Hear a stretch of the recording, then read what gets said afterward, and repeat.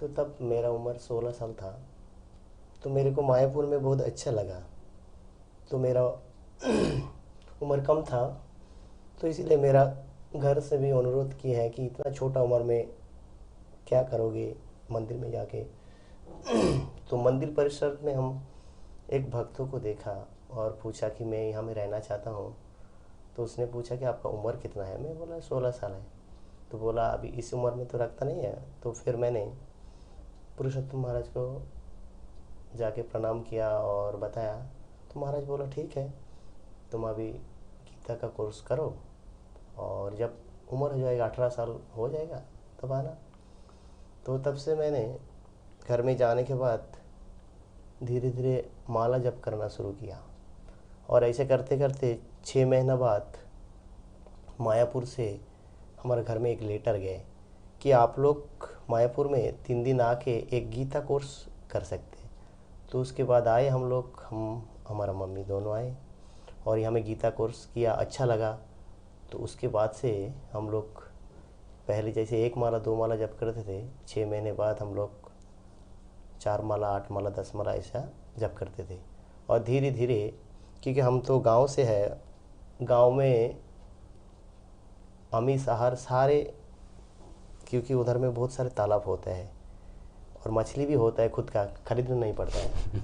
तो ऐसी परिस्थिति में जब गांव में हम लोग बोला कि अभी से हम लोग मांस मछली नहीं खाएंगे, प्याज लहसुन नहीं खाएंगे, तो सारे लोग फैमिली में जो लोग हैं बोले कि तुम लोग को खाना है खाओ, लेकिन हम लोग नहीं कर पाएंगे।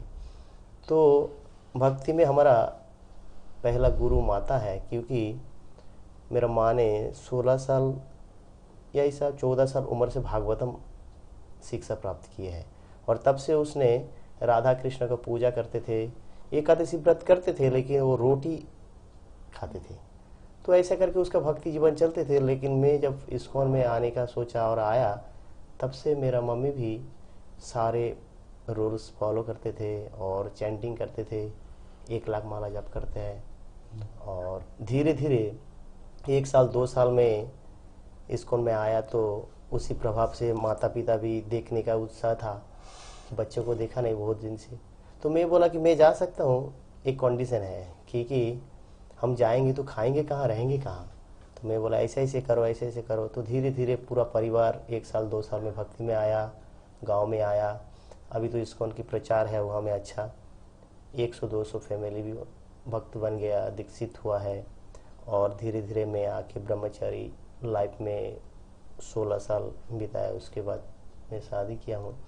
लेकिन मेरे को मंदिर लाइफ में बहुत अच्छा लगा। और प्रभुपाद की जो सोसाइटी है, यहाँ में एक भक्ति का मार्ग प्राप्त किए हैं। और सारे रूल्स रेगुलेशन जो बहुत सारे भारत में चैतन्य महाप्रभु बताया, ये अपर संप्रदाय है, ये बहुत भरा है। तो इसे प्रभुपाद की सोसाइटी में आने से पता चला कि भक्ति विधि द्वारा किए जाते हैं। तो इसे मेरा जीवन में, और मायापुर में आया, दर्शन किया। और मैं ऐसे इसको में ज्वाइन करने के बाद करीब 8 साल पूरा भारत में पैदल भ्रमण किए हैं। तो उसे उपलब्ध हुआ, बहुत सारे मनुष्य भक्ति को करना चाहते हैं, लेकिन सही संत या गुरु प्राप्त नहीं होता है।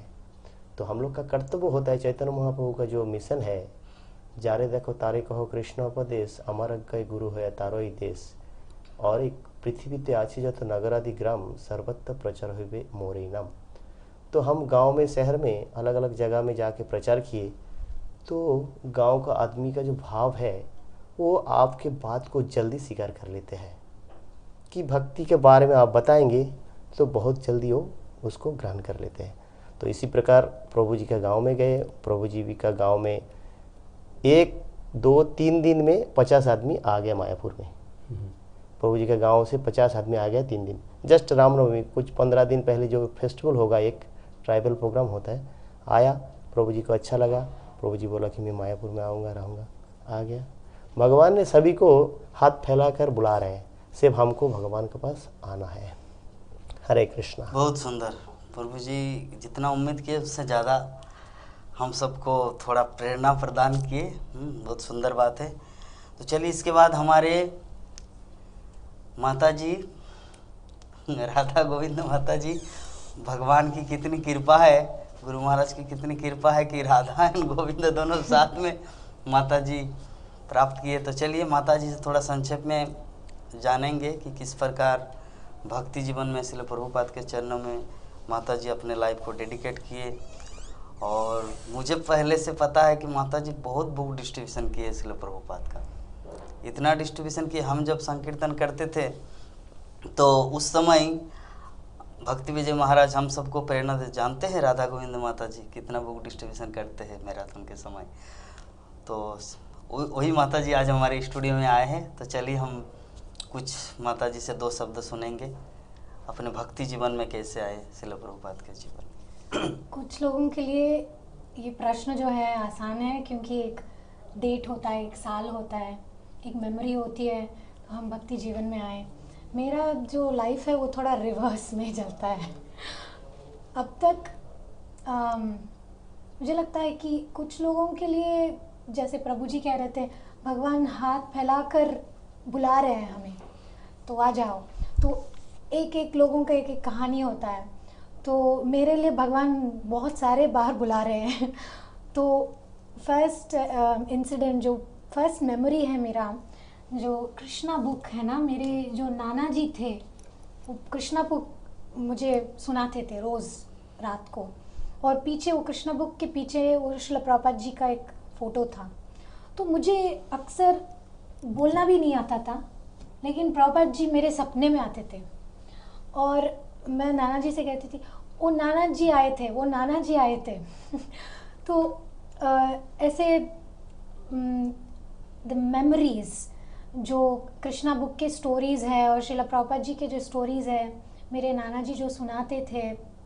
और एक गाना था फेवरेट, पुरंदर दास का एक गाना था और नाना जी मुझे सुनाते थे, गोविंदा बारैया यन्न हृदया मंदिर के।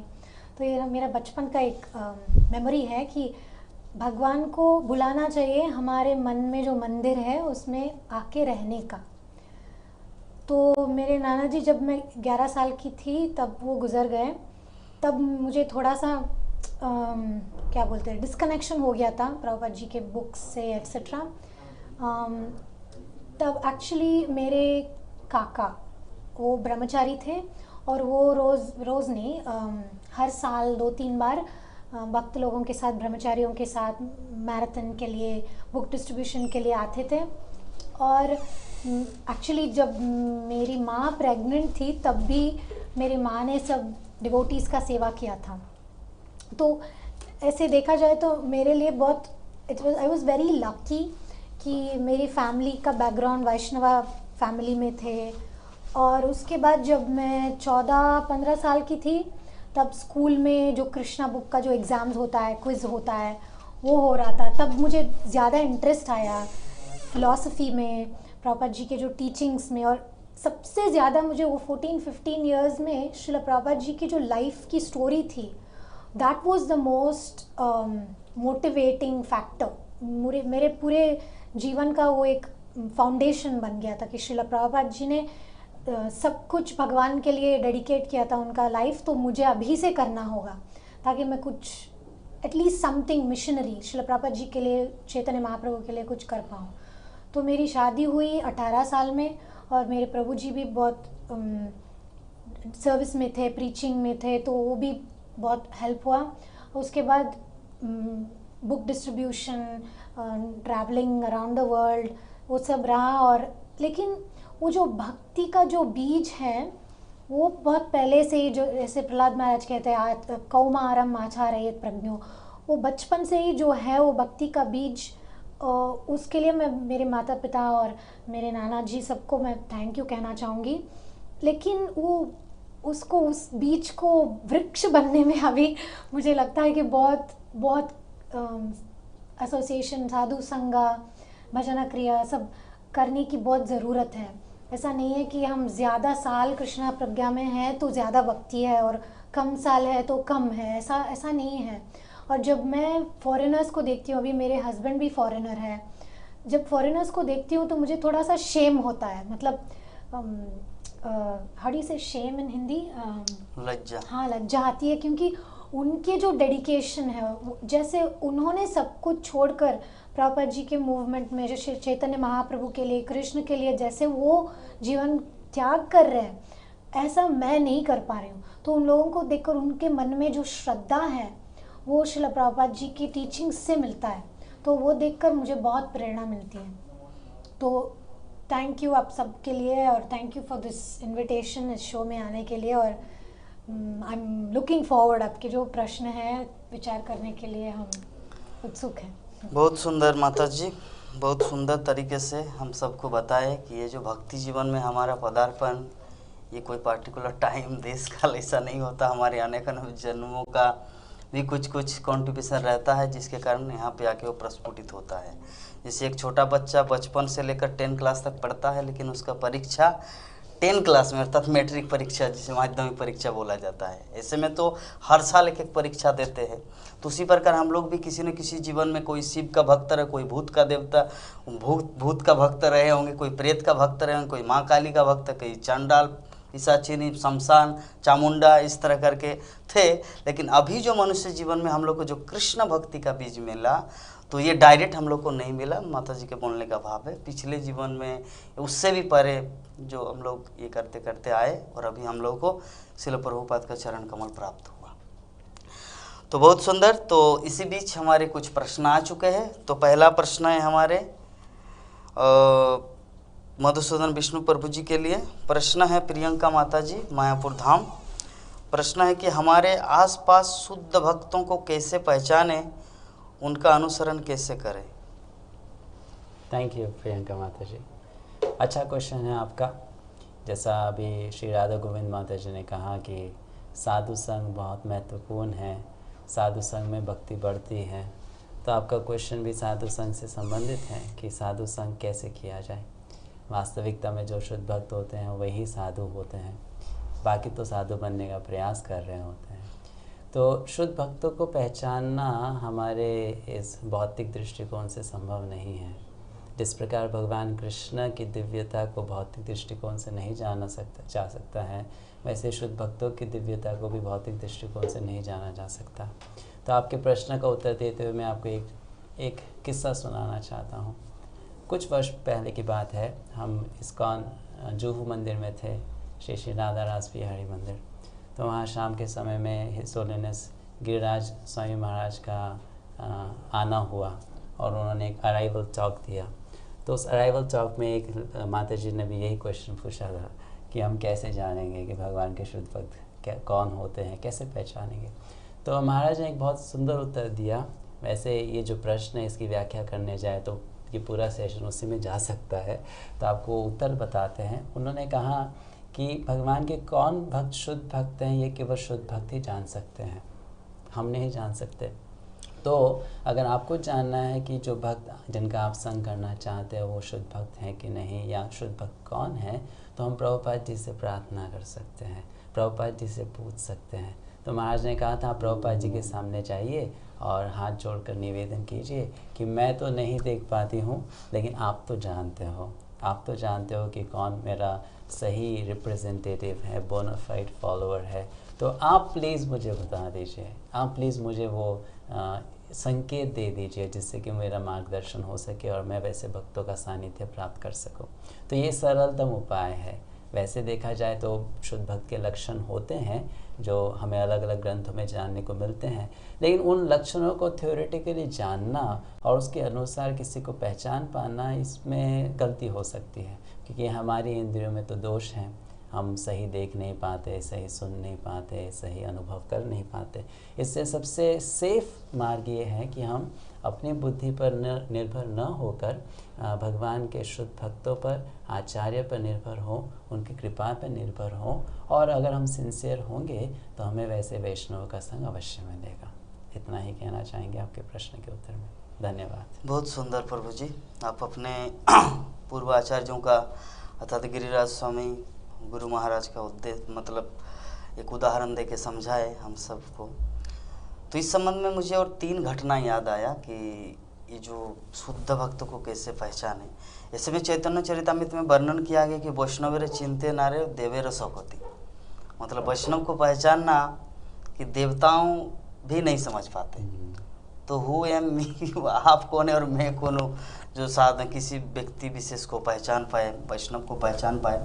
इसीलिए इस संबंध में मैं एक ही चीज़ बोलना चाहूँगा कि शुद्ध भक्त को खोजते खोजते इन जनरल डिवोटी से वैष्णव अपराध ना हो, ये हमेशा याद रखना है। सही बात है ना। मान लीजिए कोई ऐसा सोचे, प्रभु जी आज कौन क्लास दे रहे मंदिर में, अच्छा मुख देवदास, ओ उसका क्लास में नहीं जाएंगे, वो तो शुद्ध भक्त नहीं। नहीं, आपको ये हमेशा याद रखना है, क्योंकि शुद्ध भक्त का संग करेंगे और वैष्णव अपराध करेंगे तो शुद्ध भक्त से भी वो कटेगा नहीं, क्योंकि आपको पता नहीं ना ये शुद्ध भक्त या साधारण भक्त है। वैष्णवेर चिंते नारे देवेर सौकती, देवता तक नहीं समझ पाते तो हम लोग क्या है ना, शुद्ध भक्त को समझ। इसी संबंध में एक क्वेश्चन मेरे गुरु महाराज भक्तिचार्य स्वामी गुरु महाराज क्लास दे रहे थे मायापुर, बांग्ला क्लास नीचे हो रहा था मंदिर में, इंग्लिश बांग्ला दोनों साथ में। तो प्रभु जी उठ के खड़े हुए, प्रभु जी महाराज आप तो क्लास में ये मेंशन किए कि हमको प्रवीण भक्तों का संग करना चाहिए, शुद्ध भक्तों का संग करना चाहिए, तो आप हमें बताइए कि मैं शुद्ध भक्तों को कैसे पहचान, यही से हम क्वेश्चन आया था। तो गुरु महाराज ने बोले कि आपके पीछे जो है ना वो भी शुद्ध भक्त है, ये समझ के आप उनकी सम्मान करो। लेकिन फिर भी हम लोग को ये हमेशा याद रखना है। रूप गोस्वामी क्या बोलते हैं, रूप गोस्वामी बोलते सबको सम्मान करो लेकिन संग करो प्रवीण भक्त से, जिससे आपको कुछ मिलेगा। ठीक है, तो जो भी है आपको ये बुद्धि देश काल परिस्थिति अनुसार वैष्णव अपराध न हो, ये हमेशा आपको केयरफुल होना है। आप शुद्ध भक्त का संग कर रहे या भक्त का संग कर रहे वो इम्पोर्टेंट नहीं है।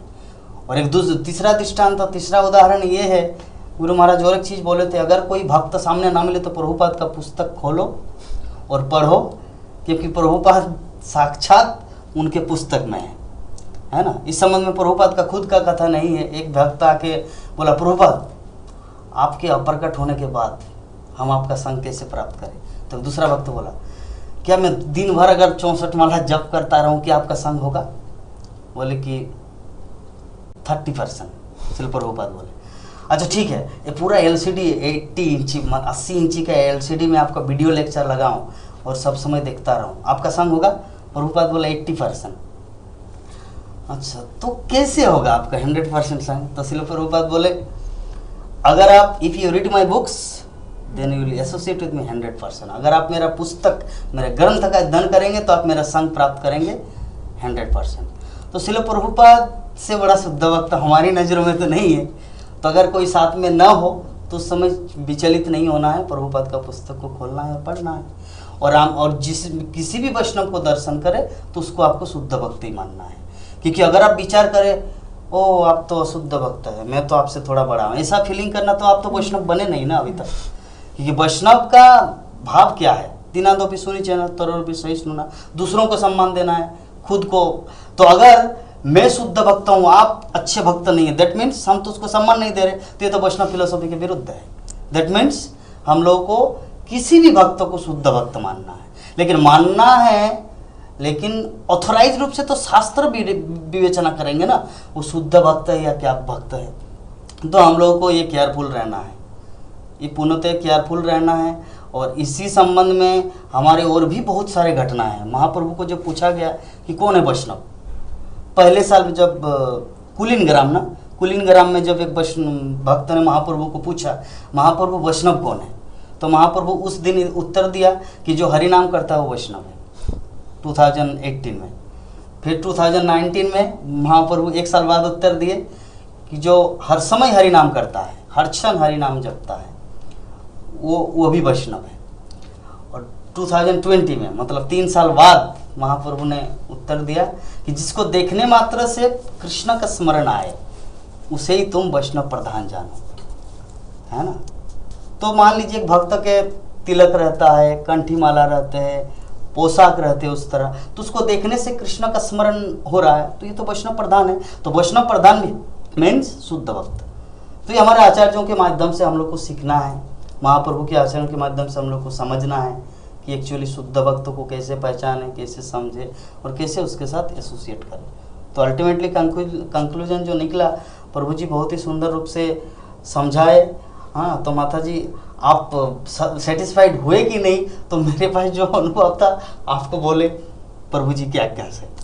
ठीक है, तो अभी हमारे नेक्स्ट प्रश्न है, इस विषय में कुछ इंक्लूड करेंगे क्या माता जी? नहीं, बहुत एवरीथिंग वाज राइट। मैं सिर्फ एग्जाम्पल सोच रही थी। हाँ। जैसे कि आप कह रहे थे अभी चैतन्य लीला में भी बहुत एग्जाम्पल्स हैं। जैसे नित्यानंद प्रभु जब what is, I forget the name, what's his name, Shivananda Shiva, no, the one who is, you know, who used to be exuberantly dressed with perfumes.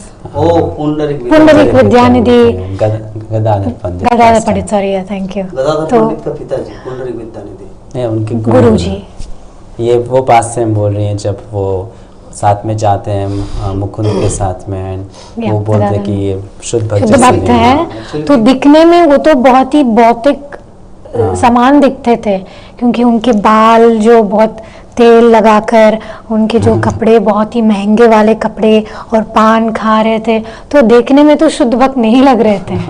तो प्रभु जी ने जैसे कहा, हम कैसे सोच सकते हैं कि जज नहीं कर पाएंगे हम। और एक कहानी जो है, जब श्री चैतन्य महाप्रभु एक पंडित को ढूंढ रहे थे ना, शुद्ध भक्त को ढूंढ रहे थे, सोच रहे थे मैं ज़्यादा पढ़ा लिखा हूँ, मुझे भागवत पता है, भगवत गीता पता है। तो महाप्रभु ने जिसको चुना उसको तो पढ़ना भी नहीं आता था, लेकिन उसके मन में भक्ति था।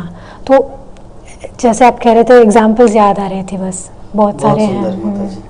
तो एक्चुअली मैं पिता इसलिए बोला क्योंकि गदाधर पंडित पिछले जीवन में था राधा रानी, पुंडरीक विद्यानिधि थे विश्व भानु राजा, इसीलिए मुझे पिताजी स्मरण हुआ। सही बात। तो जो भी है, हमारे गंगा सागर से प्रभु जी मेंशन किए हैं, प्रभु विश्वम्बर प्रभु जी दंडवत प्रणाम, अमर बाड़ी गंगा।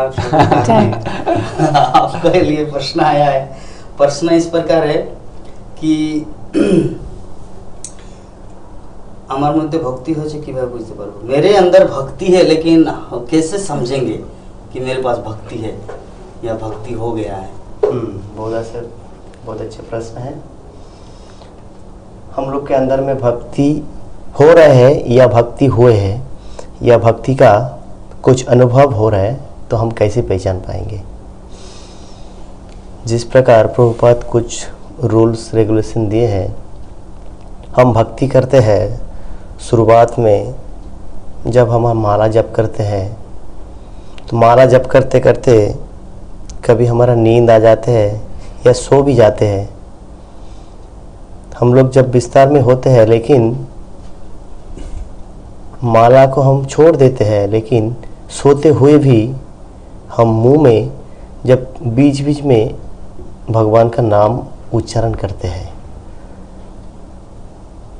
क्योंकि उसी समय जब कोई भक्ति में आता है, भगवान उसको भक्ति देते हैं पहले, और देने के बाद जब आप भक्ति में धीरे धीरे भक्ति करेंगे, उसके बाद फिर भगवान भक्ति ले लेते हैं, और उसके बाद आपको खुद को भक्ति अर्जन करना है। क्योंकि अब जब आते हैं, कोई पहले भक्ति करता है तो भगवान उसको, और वो शुद्ध होता है उसी समय, और उसी समय वो हर समय कृष्ण का स्मरण भी करता है।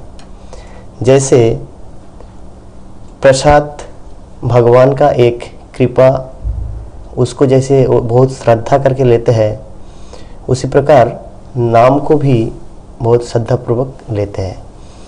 तो ऐसे हमको पता चलेगा कि हम जो भक्ति कर रहे हैं, भक्ति में आप कितना सिंसियर है। आप अगर भक्तों को देख के उसको रेस्पेक्ट करते हैं, उसका सम्मान करते हैं, और जितना खुद को छोटा समझता है, चैतन्य महाप्रभु कहते हैं कि त्रिनादपि सुनिचन तौरूपी सहिष्णुना अमानिना मानदेना कीर्तनीय सदाहरी। तो आपका भक्ति का प्रवृत्ति हो रहा है, आपको पता चलेगा कि आप वैष्णव को देख के खुद को छोटा मान लेते हैं। तो मानिए आपका भक्ति प्रगति हो रहा है या भक्ति हो रहा है। आपका रुचि, जैसे प्रभुपाद कहते हैं, तपस्या मीन्स मंगल आरती वेरी इम्पोर्टेंट एवरीडे। ऐसा नहीं कि आप एक दिन मंगल आरती किए 4 दिन मिस, नहीं, हर दिन रोज आना। प्रभुपाद कहते हैं रोज आना 4 बजे। ऐसा जैसे हम लोग खुद देखे हैं कुछ और किए भी है, परिस्थिति के अनुसार हम लोग 3 बजे उठ जाते थे, लेकिन प्रभुपाद कहते हैं हर दिन 4 बजे उठना। तो ये अगर आपका अंदर में है तो ये बहुत अच्छा है, भक्ति में आपको प्रगति हो रहा है। और जो जैसे श्रीमद् भागवतम प्रभुपाद कहते हैं कि हमारा संग प्राप्त करना है तो नित्यम भागवत सेवाएं। आप रोज 2 पन्ना, 1 घंटा, 2 घंटा आपके पास टाइम है, 4 घंटा शास्त्रों का अध्ययन कर रहे हैं, तो आपका भक्ति का प्रगति हो रहा है। तो इसी प्रकार से आपको पता चलेगा कि भक्तिमय जो कार्य है, जैसे शास्त्रों का अध्ययन करना, मंगल आरती करना, जप करना, उसमें आपको इंटरेस्ट है, रुचि है, नाम में रुचि है, साधु संत में रुचि है, शास्त्र में अगर आपको आनंद प्राप्त हो रहा है तो आपका भक्ति का प्रगति हो रहा है। तो जो कोई भी प्रश्न किया है गंगा सागर से, मैं उनसे निवेदन करूंगा कि आप सेटिस्फाइड हुए होंगे। असीम दास। तो आप भक्ति कर रहे हैं, अगर ये सब कार्य आपके अंदर में अच्छी तरह से हो रहा है तो आप भक्ति में प्रगति कर रहे हैं। हरे कृष्ण। बहुत सुंदर। चलिए अभी हमारे राधा गोविंद माता जी के लिए प्रश्न है। प्रश्न इस प्रकार है कि अगर कोई व्यक्ति कंठीमाला धारण करते हैं और साथ साथ में मीट मछली भी खाते हैं तो क्या उनका अपराध होगा? या दूसरी बात, जो व्यक्ति ये जानते हैं कि कंठीमाला धारण करने से मीट मछली नहीं खाना चाहिए, फिर भी अपने आप को कंट्रोल नहीं कर पाते क्योंकि हैबिट है, तो अभी इसमें अभी वो क्या करे? ये उनका प्रश्न है। मीट मछली छोड़ नहीं पा रहे और कंठीमाला धारण भी करना चाह रहे, क्यों? नहीं तो जमराज आगे के वो जो जमील का प्रसंग है, क्या करें? बहुत ही कठिन सवाल है। एक्चुअली सिर्फ कंठीमाला नहीं, ये प्रश्न तो बहुत सारे लेवल्स में भी हो सकता है। अभी तिलक में भी हो सकता है, नहीं तो हम धोती पहन सकते हैं, साड़ी पहन सकते हैं, नहीं तो भागवत। अभी जी जो प्रभु जी कह रहे थे, गंगा सागर से जो प्रश्न आया था उसके बारे में, क्या हमारे मन में जो भक्ति जीवन साधना करने की रुचि आ रही है कि नहीं? अगर नहीं आ रही है तो क्या हम भागवत का क्लास दे सकते हैं या इस टॉक शो में हम आ सकते हैं और आप लोगों का प्रश्न जो है उसका जवाब दे सकते हैं? तो इस प्रश्न का जो उद्देश्य है वो सिर्फ कंठीमाला से नहीं, हमारे हर एक जिंदगी में जो भी हम आध्यात्मिक कार्य करने जाते हैं उसके पीछे का एक उत्तर है इसमें। तो इस प्रश्न में तुलसी माला, उसका क्या महत्व है? तुलसी माला शुद्ध है, शुद्धता का एक प्रतीक है और भक्ति का प्रतीक है। तुलसी देवी, तुलसी महारानी जो है, जब उनकी कृपा हम पाते हैं तो भक्ति जीवन में हम प्रगति उन्नति कर सकते हैं। तो तुलसी महारानी को इज्जत देना आवश्यक है। तो पहला प्रश्न है कि तुलसी पहनने में कोई अपराध नहीं है। तुलसी महारानी बहुत मर्सीफुल है, बहुत दयालु है, वो चाहती हैं कि हमारे मन में भक्ति हो। दूसरा सवाल ये है कि अगर हम मैं मछली भी खाऊंगा और तुलसी माला भी पहनूंगा, अगर ऐसा एक उद्देश्य हो, मेंटालिटी हो, तो अपराध होता है। और थर्ड, क्या किसी को अगर कोई चैलेंजेस आ रही है और वो जो मीट या मछली जो भी है वो खाना छोड़ना चाहते हैं लेकिन दिक्कत हो रही है और उसको कष्ट हो रहा है, तो मैंने एक बार सुना था, मेरे गुरु महाराज जी किसी को एडवाइस दे रहे थे, उनको बाहर खाने का बहुत शौक था और वो पार्टीज़ में और उनके काम के वजह से वो यहाँ वहाँ खाते थे। और तो वो पूछ रहे थे क्या मैं दीक्षा ले सकता हूँ, क्या मैं ये कर सकता हूँ, वो कर सकता हूँ। तो मेरे गुरु महाराज जी कह रहे थे कि अगर आपका उद्देश्य रूल्स रेगुलेशंस मुझे फॉलो नहीं करना है और मुझे जो भी करना है, तुलसी भी पहनूंगा, तिलक भी पहनूंगा और जो भी दीक्षा भी लूँगा, लेकिन ठीक तरह से मैं ट्राई नहीं करूँगा, एफर्ट्स नहीं डालूँगा, तो उससे अपराध होता है। लेकिन अगर सच में आप बहुत ही ट्राई कर रहे हो, और पता नहीं, I don't know if it's fair to say, अगर एक दिन ऐसा आया कि फैमिली के वजह से, कोई सोशल प्रेशर के वजह से करना हो, तो शायद आप खट्टी माला निकाल कर साइड में रख के उसको इज्जत दे सकते हैं। But the point is the heart.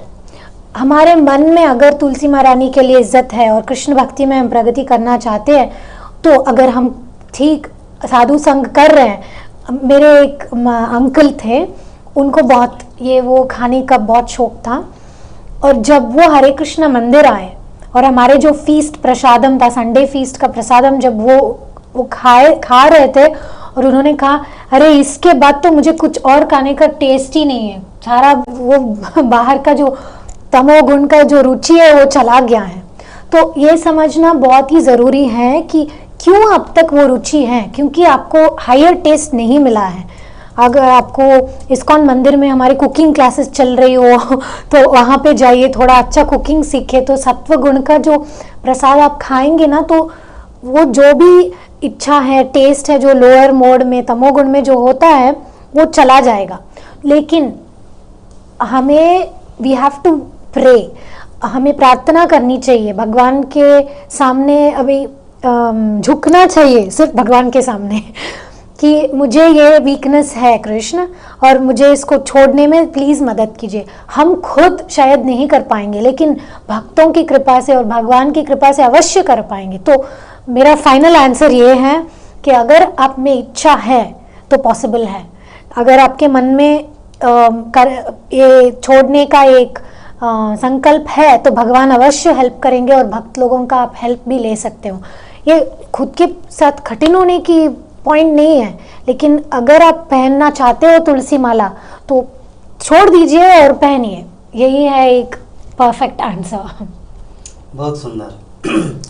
तो माता जी वही वाला बात रिपीट किए जो हमारे परम गुरुदेव श्री भक्ति सिद्धांत सरस्वती ठाकुर आंसर दिए थे कि तंबाकू भी खाएंगे और दूध भी पिएंगे, दोनों एक साथ संभव नहीं है। अगर दूध पीना है तो पहले जो खैनी खा रहे उसको थूकना है, हाँ, पानी से उसको धोना है, फिर दूध पी सकते हैं।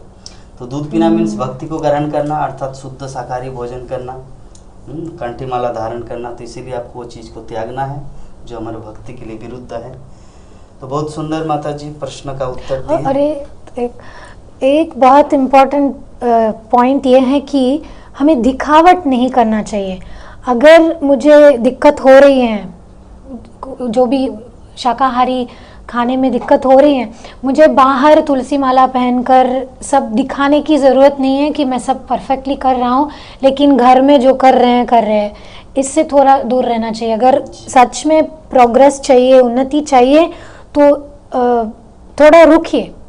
तुलसी माला पहनने से वो हैबिट छूट नहीं जाती है, लेकिन वो हैबिट छूटने के लिए थोड़ा मतलब सबके सामने सच कहिए और हेल्प लीजिए, और फिर आध्यात्मिक जो भी पहनना है, जो भी करना है कीजिए। लेकिन डबल स्टैंडर्ड्स अच्छा नहीं है, मतलब दिखावट नहीं करना चाहिए कि जो जहाँ पर हम नहीं है दिखाना नहीं चाहिए कि मैं हूँ। अगर प्रॉब्लम हो रही है तो शेयर कीजिए, हेल्प लीजिए, और थोड़ा सा खुद के साथ पेशेंस से डील कीजिए।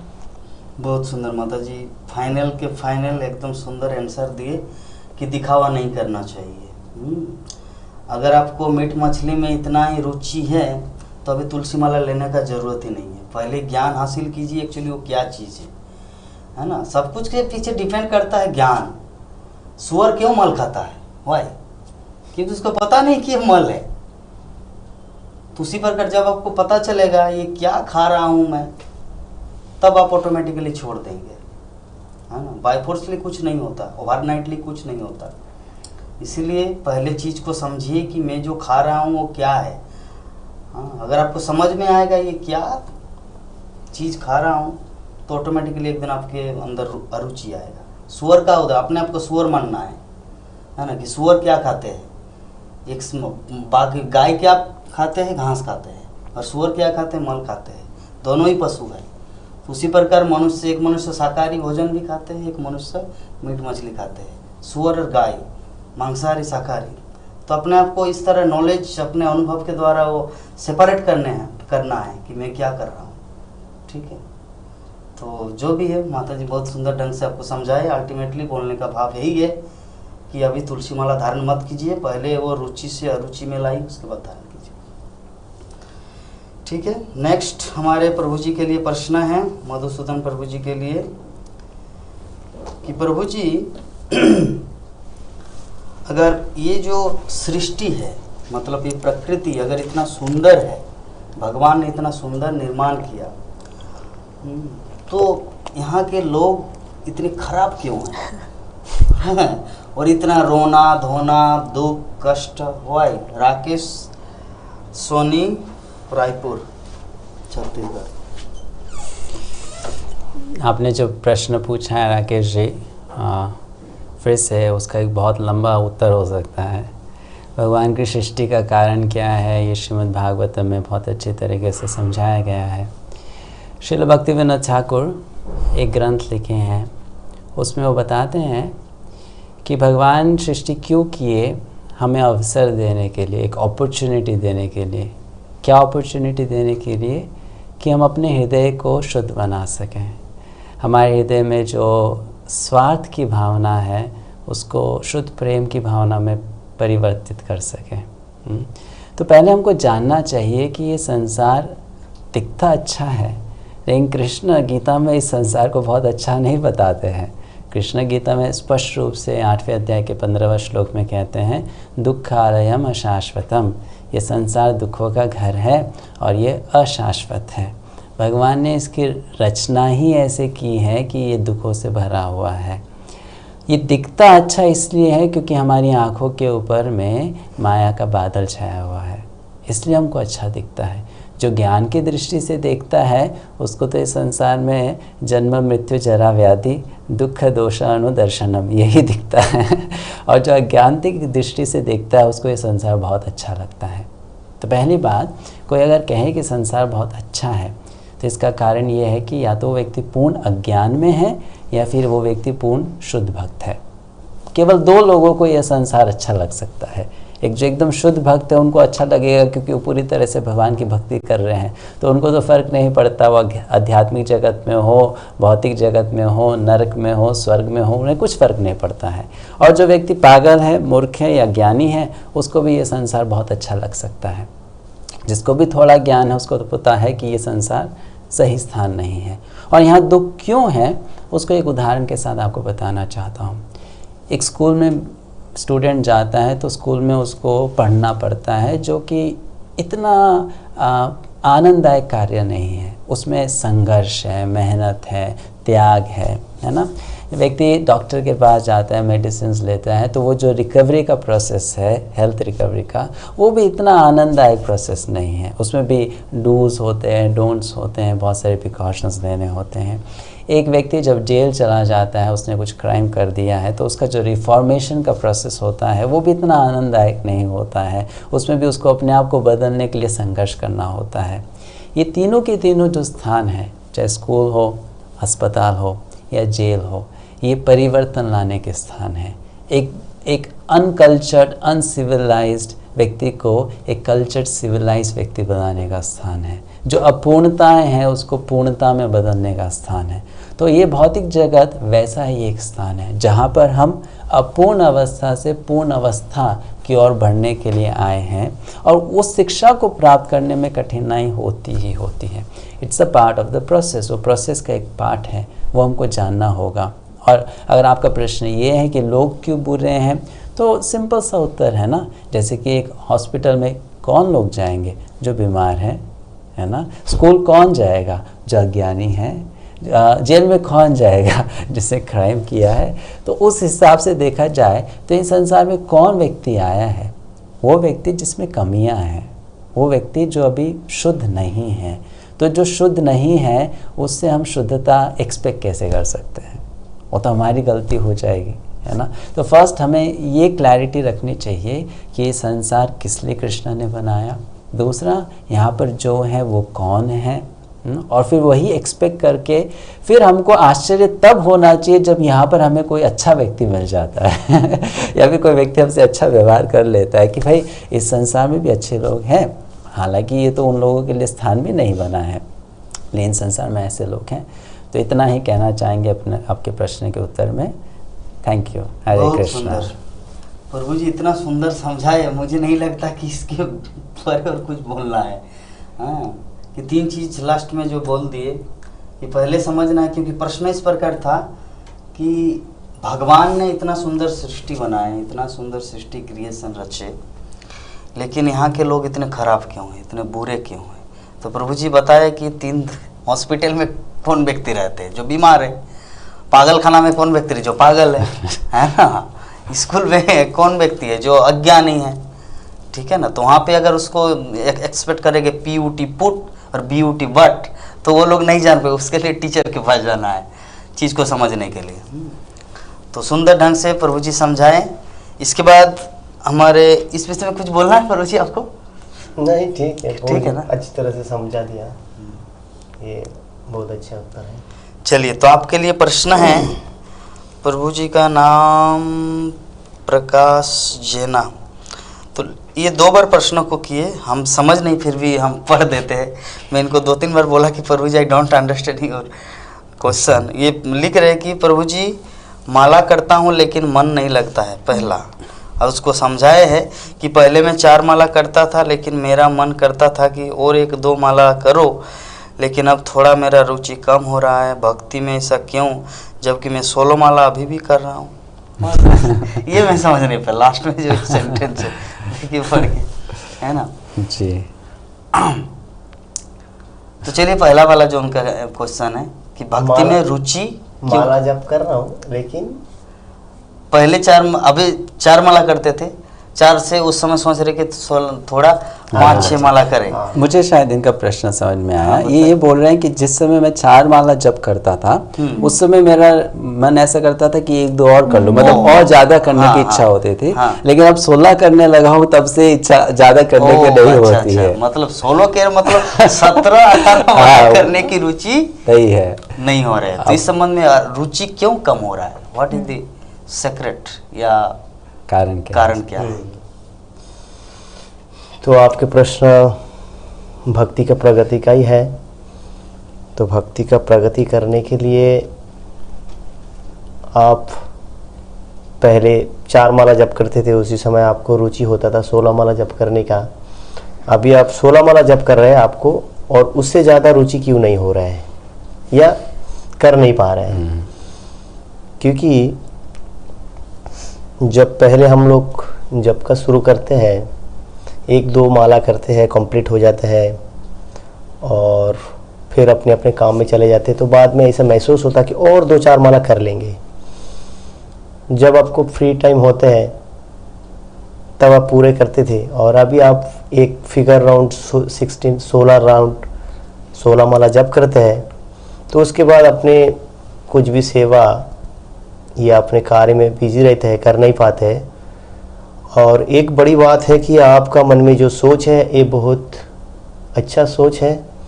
शास्त्र में कहा गया है, अगर आप अच्छे सोच रखते हैं तो 2 माला ज़्यादा करने का जो सोच है, आप अगर सोच रहे कि मैं 16 माला जप कर रहा हूँ और 2 माला कर लेता तो और अच्छा होता। तो मैं एक भागवत परम पूज्य राधा गोविंद महाराज जी से सुने थे। महाराज ने कहा है कि इस संसार में और इस कली युग में अच्छा सोचने वाला आदमी का 50% अच्छा हो जाता है। तो आप सिर्फ सोच रहे कि हम करेंगे, तो महाराज बोला कि अगर कहीं भागवत कथा हो रहा है और आप जा नहीं पा रहे हैं, लेकिन आप सिर्फ सोच रहे कि जो भागवत कथा में गए हैं और हमारा अगर जाते हैं तो एक अच्छा सोच है, तो आप इसी प्रकार से सोच रहे तो बहुत अच्छा है। लेकिन आपको ट्राई करना है, क्योंकि जप करने का सबसे अच्छा समय है ब्रह्म मुहूर्त। अगर आप ब्रह्म मुहूर्त में 2 माला ज़्यादा करते हैं तो आपके सारे दिन कवर कर जाते हैं। तो इसी प्रकार जैसे मंगल आरती से पहले अगर आप जप करते हैं तो बहुत अच्छे है। अगर मंगल आरती से पहले जप नहीं कर पाते तो आप करिए, मंगल आरती के बाद से आपके समय निकल के उसी समय जप करिए।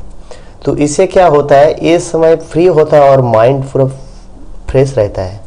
तो उससे आपका जप भी जल्दी होगा, अच्छा होगा और माइंड भी ठीक रहेगा। अगर आप सोच रहे हैं कि हम सारे काम लिपटा के करेंगे, क्योंकि एक गुण का प्रभाव होता है। सत्य गुण में जब अच्छा होता है, रजो गुण में हम कार्य में बिजी हो जाते हैं और तमोगुण में तो हम निद्रा आलस्य में आ जाते हैं। तो इसीलिए आपका यही एक मेरा सजेशन रहेगा कि आप जितने ब्रह्म मुहूर्त या सुबह जप करेंगे, देखेंगे आपका जो इच्छा है 2 माला वो जरूर ज़्यादा हो जाएगा। और समय होगा तो आप श्रील प्रभुपाद जी का बुक्स पढ़ेंगे। बुक्स जब पढ़ेंगे उसे पता चलेगा जप करने का जो इच्छा है ये एक भगवान का सेवा है। क्या है? भगवान का एक नाम का सेवा। तो ये सेवा है, जैसे हम अलग अलग सेवा भगवान का, जैसे पुजारी लोग भगवान का ड्रेसिंग करते हैं, पूजा करते हैं, कोई ग्रंथ प्रचार करते हैं। आप जो नाम कर रहे हैं भगवान का नाम, ये भगवान का गुणगान का एक सेवा है। आप उनका गुणगान कर रहे हैं। तो इसी प्रकार आप जब शास्त्रों को अध्ययन करेंगे, पता चलेगा कि हम भगवान का गुणगान करना चाहते हैं और ज़्यादा से ज़्यादा। क्योंकि कोई व्यक्ति को आप ज़्यादा से ज़्यादा प्रसन्न करना चाहते हैं तो उसको गुणगान करिए। क्योंकि आपको कोई घर में बुला के अगर आपको पेट भर के खाना खिलाएगा और बाद में आपको 2 बातें कुछ बुरा बताएगा तो आपको बहुत बुरा लगेगा। लेकिन 10 आदमी का सामने अगर आपको कोई आपका कोई तारीफ करता है तो आपका अंदर में बहुत आनंद आता है, अच्छा लगता है और बाद में उसको आप रेस्पेक्ट करना शुरू कर देते हैं। तो इसी प्रकार भगवान का सहज और सरल सेवा है भगवान का गुणगान करना, और ये है भगवान का नाम। तो आप जो रुचि जिसमें बढ़ाना चाहते हैं बहुत अच्छी बात है। तो आप जितने से जितने मंगल आरती के बाद जप करेंगे या उससे पहले भी, तो जब आपका ज़्यादा हो जाएगा। तो हम आपके आशा करते हैं आप धीरे धीरे ट्राई करिए और इससे आपका जप जरूर बढ़ेगा। और ज़्यादा से ज़्यादा आप शास्त्रों का संग करिए, साधु का संग करिए। साधु संगे सर्वशास्त्र कहे, साधु संग लह मात्र सर्वसिद्धि है। आप साधु गुरु वैष्णव का संग करिए, उसके बाद तो आधार पर चलिए। आपका जीवन बहुत सुंदर तरीके से आप भक्ति कर पाएंगे और अच्छे से अच्छी जप होगा और आपका भक्ति आगे बढ़ेगा। हरे कृष्णा। बहुत सुंदर प्रभु जी, विभिन्न एग्जाम्पल देखे हमारे लाइफ में कैसे जो रुचि लाना है जप में, कि ब्रह्म मुहूर्त में जप करना है, मंगल आरती के बाद भक्तों के संग में बैठ के जप करना है। बहुत कुछ सिद्धांत हमारे सामने प्रस्तुत किए। और इस संबंध में और एक चीज़ मैं बोलना चाहूँगा कि एक्चुअली जो जप में अरुचि होने के पीछे कारण नहीं है कि हम लोग को पता नहीं कि एक्चुअली जप है क्या। जब तक उसके बारे में पता नहीं चलेगा कि एक्चुअली हरे कृष्ण कृष्ण कृष्ण हरे हरे, हरे राम राम राम हरे हरे क्या है ये, जब तक इसको समझ में नहीं कि कलिकाले नाम रूपे कृष्ण अवतार, भगवान कृष्ण इस कलियुग में किस रूप में आए हैं, हरि नाम के रूप में आए हैं। तो जब आपको ये चीज़ पता चलेगा, ये तो साक्षात भगवान है ना। बाकी हमारे पूर्व काल में जितने सारे भक्त हैं, प्रहलाद महाराज वो भी हरे कृष्ण महामंत्र जप करते थे, ध्रुव महाराज ओम नमो भगवते वासुदेव वो भी जप करते थे। जितने सारे भक्तगण सभी भगवान का नाम जप करते थे। अर्जुन भगवान के संग में रहता था, फिर भी तो रात को सोते तो उनके लोम लोम से भगवान का नाम उच्चारण होता था। तो इसका मतलब जो शुद्ध भक्त होगा या जो अच्छा भक्त होगा या जो भक्त होने की कोशिश कर रहा है, सबसे उसका मन प्राइमरी जो ड्यूटी है वो है भगवान का नाम कीर्तन करना। और इसमें रुचि तभी आएगा जब हम लोग उस नाम के संबंध में जानेंगे, है ना। जब भगवान रामचंद्र नदी पार कर रहे थे तो वो क्या था, जब बोले नहीं मुझे तो पैसा चाहिए। एक दूसरा घटना, नहीं ये एक दूसरे जगह में एक कहानी इस प्रकार है। भगवान रामचंद्र को तो मतलब चरण धुलाने के बाद नौका में बैठाया, नहीं तो ये सोना बन जाएगा, है ना, केवट।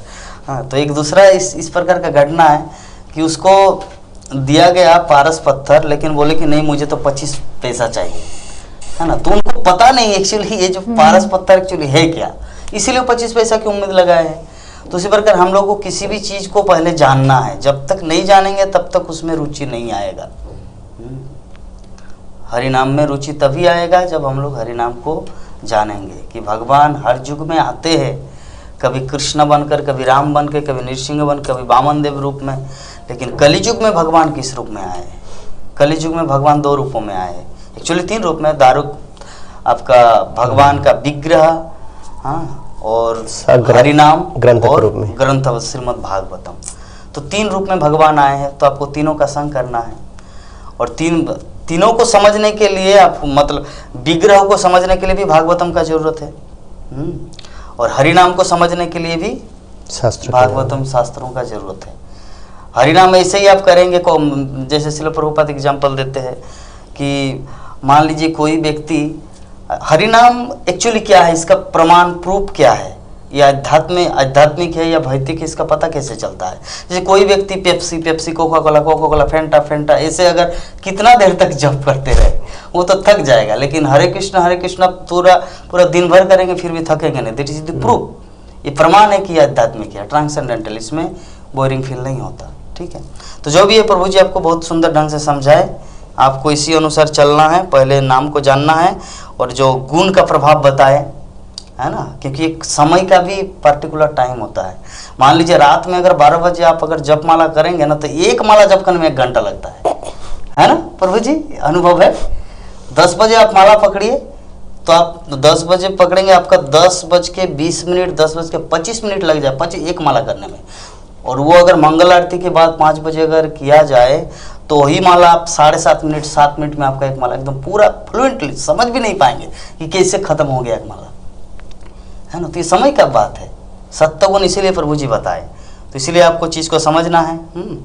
तो हमारे नेक्स्ट प्रश्न है माता जी के लिए, माता जी की तरफ प्रश्न, सरस्वती देवी के ऊपर क्वेश्चन है। बोल रहे कि हरे कृष्ण माता जी, कि सरस्वती देवी तो सबके जिह्वा में वास करते हैं, लेकिन फिर भी कोई मनुष्य खराब वाणी और झगड़ा करते हैं, तो सरस्वती माँ तो सबके मुख में रहते हैं, तो फिर भी ऐसा क्यों होता है? What is the difference? कृपा करके बोलिए ऊपर। अनुभाजरा प्रश्न है, अनुभाजरा का। धन्यवाद ये प्रश्न के लिए। तो सरस्वती देवी, उस सरस्वती देवी से पहले परमात्मा जी जो है वो हमारे हृदय में है, हम सबके हृदय कमल में भगवान स्थापित हैं। तो सरस्वती देवी का जो जीवा में होना, मेरे समझ में जो है, ऐसा नहीं कि सरस्वती देवी की कृपा सबके मुख में है, ऐसा नहीं है। अगर परमात्मा जो हमारे मन में है उनका हम आधार, हाड़ी से रिस्पेक्ट, सम्मान, आदर, या जब हम आदर और सम्मान देते हैं और हमारे शरीर को रिस्पेक्ट से, सम्मान से एक मंदिर की तरह ट्रीट करते हैं, और हमारे मन में सत्वगुण, भजन करना, भक्तों का संग करना, जो भी मनुष्य जीवन का जो धर्म है, अगर वो सब हम करते हैं, तब सरस्वती देवी प्रसन्न होकर हमारे जिह्वा पर आ सकती है, और उस जिह्वा से अच्छा कार्य, जो क्या बोलते हैं, वेलफेयर एक्टिविटी, कल्याण, हाँ, लोक कल्याण के लिए जो कार्य होना चाहिए इस मुख से। क्यों ऐसा होता है कि कुछ लोगों का जो मुख से निकलता है शब्द सबके मन बदल लेता है, जैसे कि श्रील प्रभुपाद जी, हमारे वैष्णवाचार्य, हमारे प्रचारक जो हैं, हमारे इस्कॉन में जो प्रचार करते हैं, उनके मुख में जरूर अवश्य सरस्वती देवी का क्या बोलते हैं, प्रेजेंस, वास अवश्य है। लेकिन ऐसा नहीं है कि सबके मुख में है, पॉसिबिलिटी है। मतलब जैसे कि पहले हम टॉक शो के पहले जब प्रभु जी कह रहे थे कि भगवान खुले हाथ हम सबको बुला रहे हैं, तो अगर हमने एक स्टेप भगवान की ओर हमने लिया तो भगवान हमारे और 10 कदम रखते हैं। तो अगर हम उस एक कदम, इस शरीर को ठीक तरह से, इस मन को अगर हम ठीक तरह से उपयोग करेंगे, तब अवश्य सरस्वती जी का आशीर्वाद हम पर होगा और हमारे जो भी शब्द हम बोलेंगे लोक कल्याण के लिए हो सकता है, दूसरों की इनकरेज करने के लिए। अगर हम तमोगुण में, अगर हमारे जो भी प्रश्न आज आ रहे हैं सब कुछ इंटरकनेक्टेड है, हम देख सकते हैं। जैसे कि हमारे खाने का जो अभ्यास है, अगर हम तमासिक खाना खाएंगे तो हमारा सोच भी तमासिक होगा, तो हमारे जिह्वा में भी तमासिक विचार ही आएंगे, दूसरों को खोसना, दूसरों को श्राप देना, रिवेंज लेना, ये सभी आएगा। अगर हम सत्वगुण में रोज सुबह ब्रह्म मुहूर्त में उठेंगे और भगवान के भजन करेंगे हमेशा, अगर हमारा जीवन एक रोमांटिक लव स्टोरी है भगवान और हमारे बीच तो सब देवताओं का आशीर्वाद होता है। लेकिन अगर हम स्वार्थ के मनोभाव से रहते हैं, मैं किसी और को दुख पहुंचाकर, भक्ति विनोद ठाकुर कहते हैं एक भजन में कि हमारा जीवन सदा और भक्ति विनोद ठाकुर ये भी कहते हैं कि पर दुख सुखी, कभी कभी हम दूसरों को दुख में देखकर हमें सुख प्राप्त होता है, इसीलिए तो हम इस जीवा को गलत तरीके से उपयोग करते हैं, किसी के मन को ठेस पहुंचाने के लिए। ये तो तमोगुण हुआ। अगर हम तमोगुण में कार्य करेंगे तो हमारे इस कलयुग में बुरा कार्य करने से ही उसका फल मिलता है। अगर हम सोचते हैं बुरा करने के लिए लेकिन करते नहीं है तो उसका कॉन्सिक्वेंस नहीं मिलता है। लेकिन अच्छा कार्य, अगर हम भागवत क्लास जाने का सोचते हैं, 2 माला ज्यादा जप करने का सोच रहे हैं तो उसका फल भी मिलता है।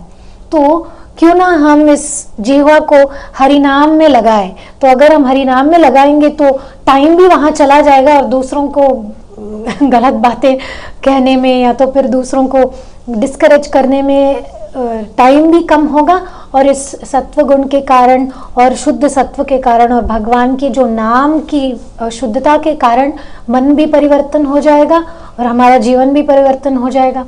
लेकिन एक बात यह कि ये सोचना इजी है, दूसरों का जो, जब हम किसी और के ओर हाथ उठाकर बोलते हैं उसका जो जीवा है ना, वो उसका मुख जो है ना बहुत गंदा है तो जब हम ऐसा दिखा रहे हैं तो 3 फिंगर्स, उंगलियां हमारे और ही हैं।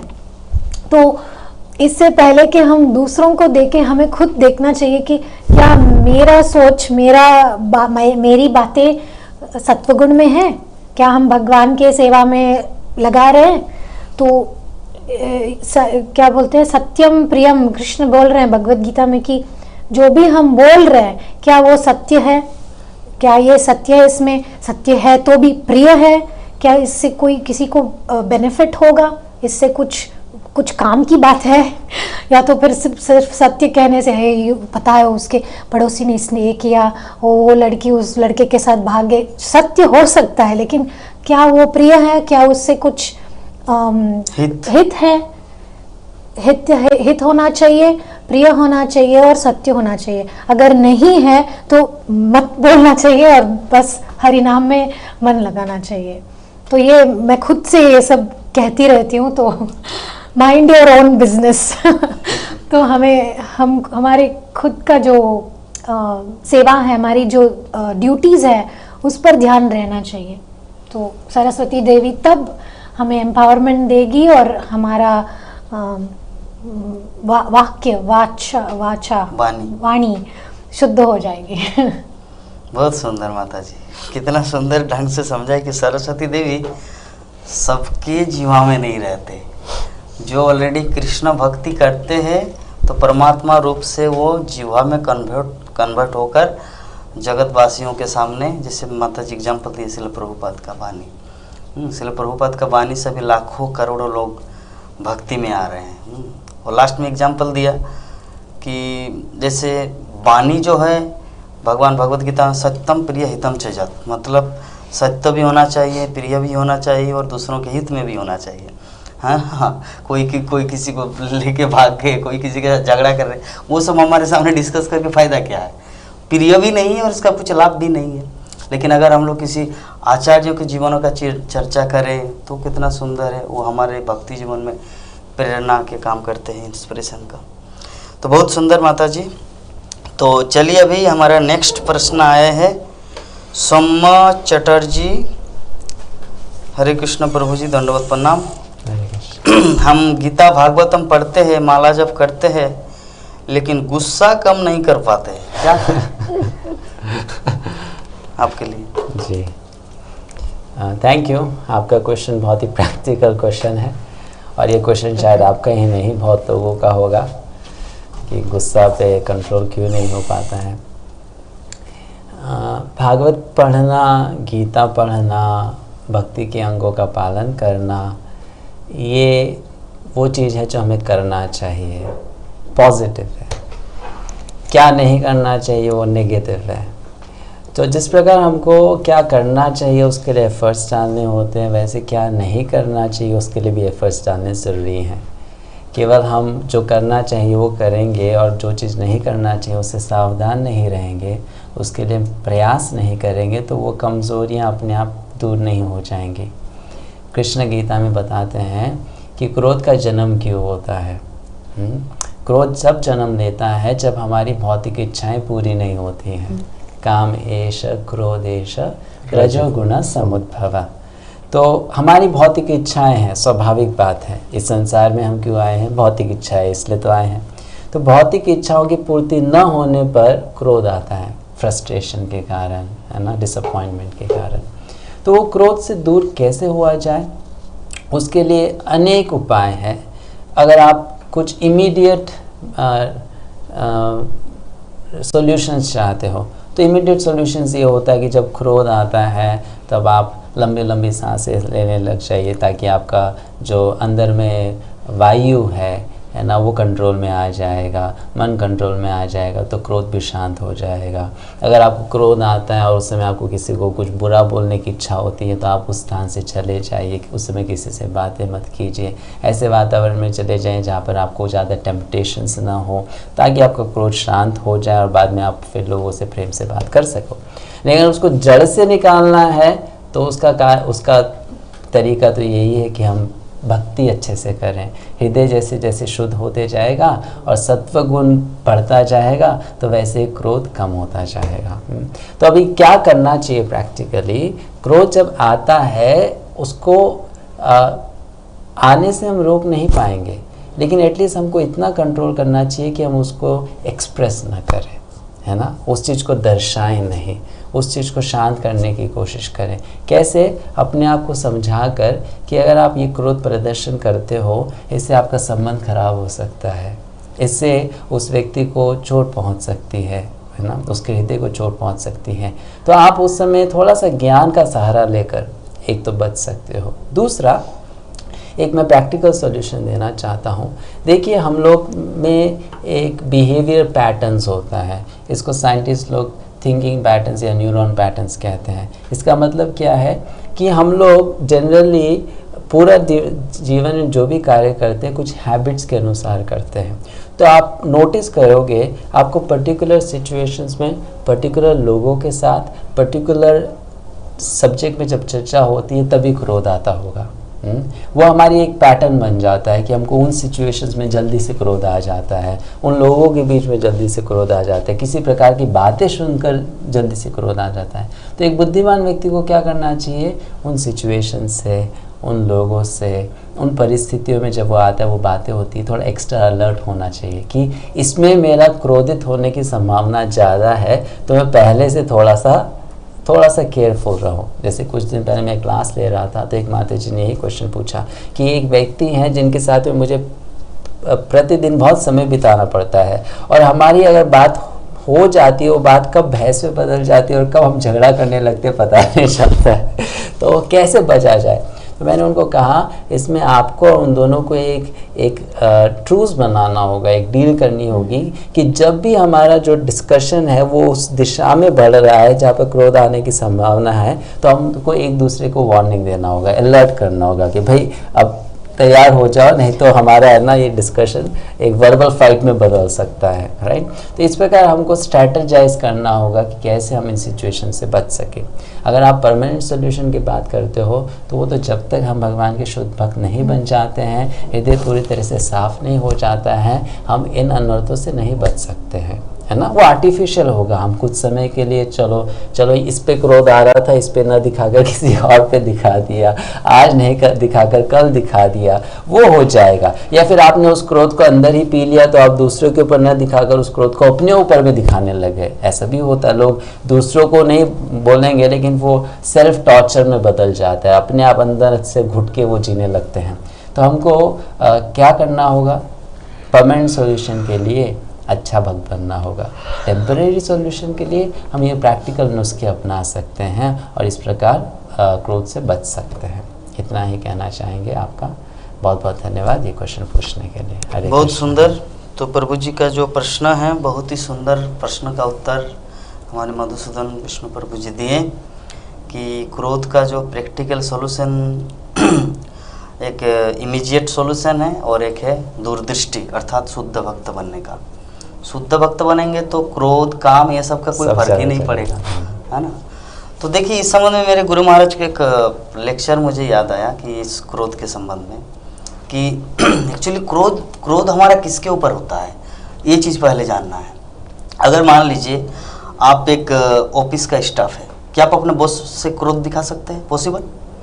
क्रोध दिखाएंगे तो आपको दूसरे दिन भगा देंगे, निकाल दे। तो आप नहीं क्रोध दिखा सकते। पहला चीज, आप अपने पत्नी को दिखा सकते हैं क्योंकि आपको पता है वो आपको छोड़ के जाने वाली नहीं है, या वो पत्नी को पता है कि अगर मैं इस पर क्रोध दिखाऊं तो ये मुझको छोड़कर जाने वाला नहीं, क्योंकि मुझसे बेटर सुंदरी नहीं है, इसीलिए मेरे साथ ही रहेंगे चाहे इसको कुछ भी बोलूं, है ना। ठीक है ना। इसीलिए पत्नी के लिए पति ऐसा होता है, पति के लिए पत्नी।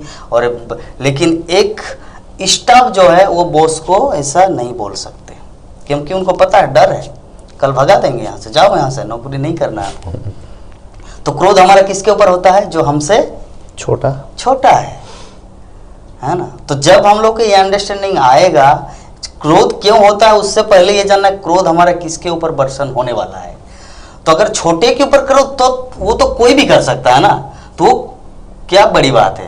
अरे अगर क्रोध करना है, जैसे श्रील प्रभुपाद एग्जाम्पल देते हैं, जब बादल जब गरजता है ना तो सिंह भी दहाड़ मारते हैं, तो इसको कहते हैं क्रोध का टक्कर लेवल, है ना। बादल गरजते तो सिंह भी दहाड़ मारते हैं, यह लेवल में आता है। अरे तू क्या बादल गरजेगा, अरे मैं भी दहाड़ के दिखाऊं। तो उसी प्रकार क्रोध अगर करना है तो एक ऐसे व्यक्ति के साथ करो जो लेवल में है। अपनी पत्नी पर क्रोध करना, अपने जो अगर आप बॉस है तो स्टाफ पे क्रोध करना, तो स्टाफ पे तो क्रोध कर ही सकते हैं, क्योंकि स्टाफ का कोई दूसरा चारा नहीं है अपनी जीविका चलाने का। आपके कंपनी में काम कर रहे, उनको तो सहना ही पड़ेगा। अगर सच में आपको क्रोध दिखाना तो आपका जो कंपनी का जो चेयरमैन है उसके साथ करके दिखाओ। तो हम लोग को क्रोध क्यों होता है, उससे पहले जानना है क्रोध किस पर होता है, किसके सामने होता है। और साइकोलॉजी में मैंने साइकोलॉजी स्टडी की है, तो कभी कभी कुछ लोग कहते हैं मैं खुद को रोक नहीं पाया इसीलिए मैंने इसको मार दिया। तो एक सवाल पूछा जाता है इन लोगों को, वही सिचुएशन, हाँ, वही आदमी, वही जो भी उसके हाथ में था गन, तुम्हारे हाथ में है, वही आदमी था, वही सिचुएशन है, लेकिन वहाँ पर एक पुलिस ऑफिसर खड़ा है, क्या तुम वही एक्शन फिर कर पाओगे? अरे कैसे कर पाऊंगा, पुलिस ऑफिसर जो है रूम में, तो नहीं कर पाऊंगा।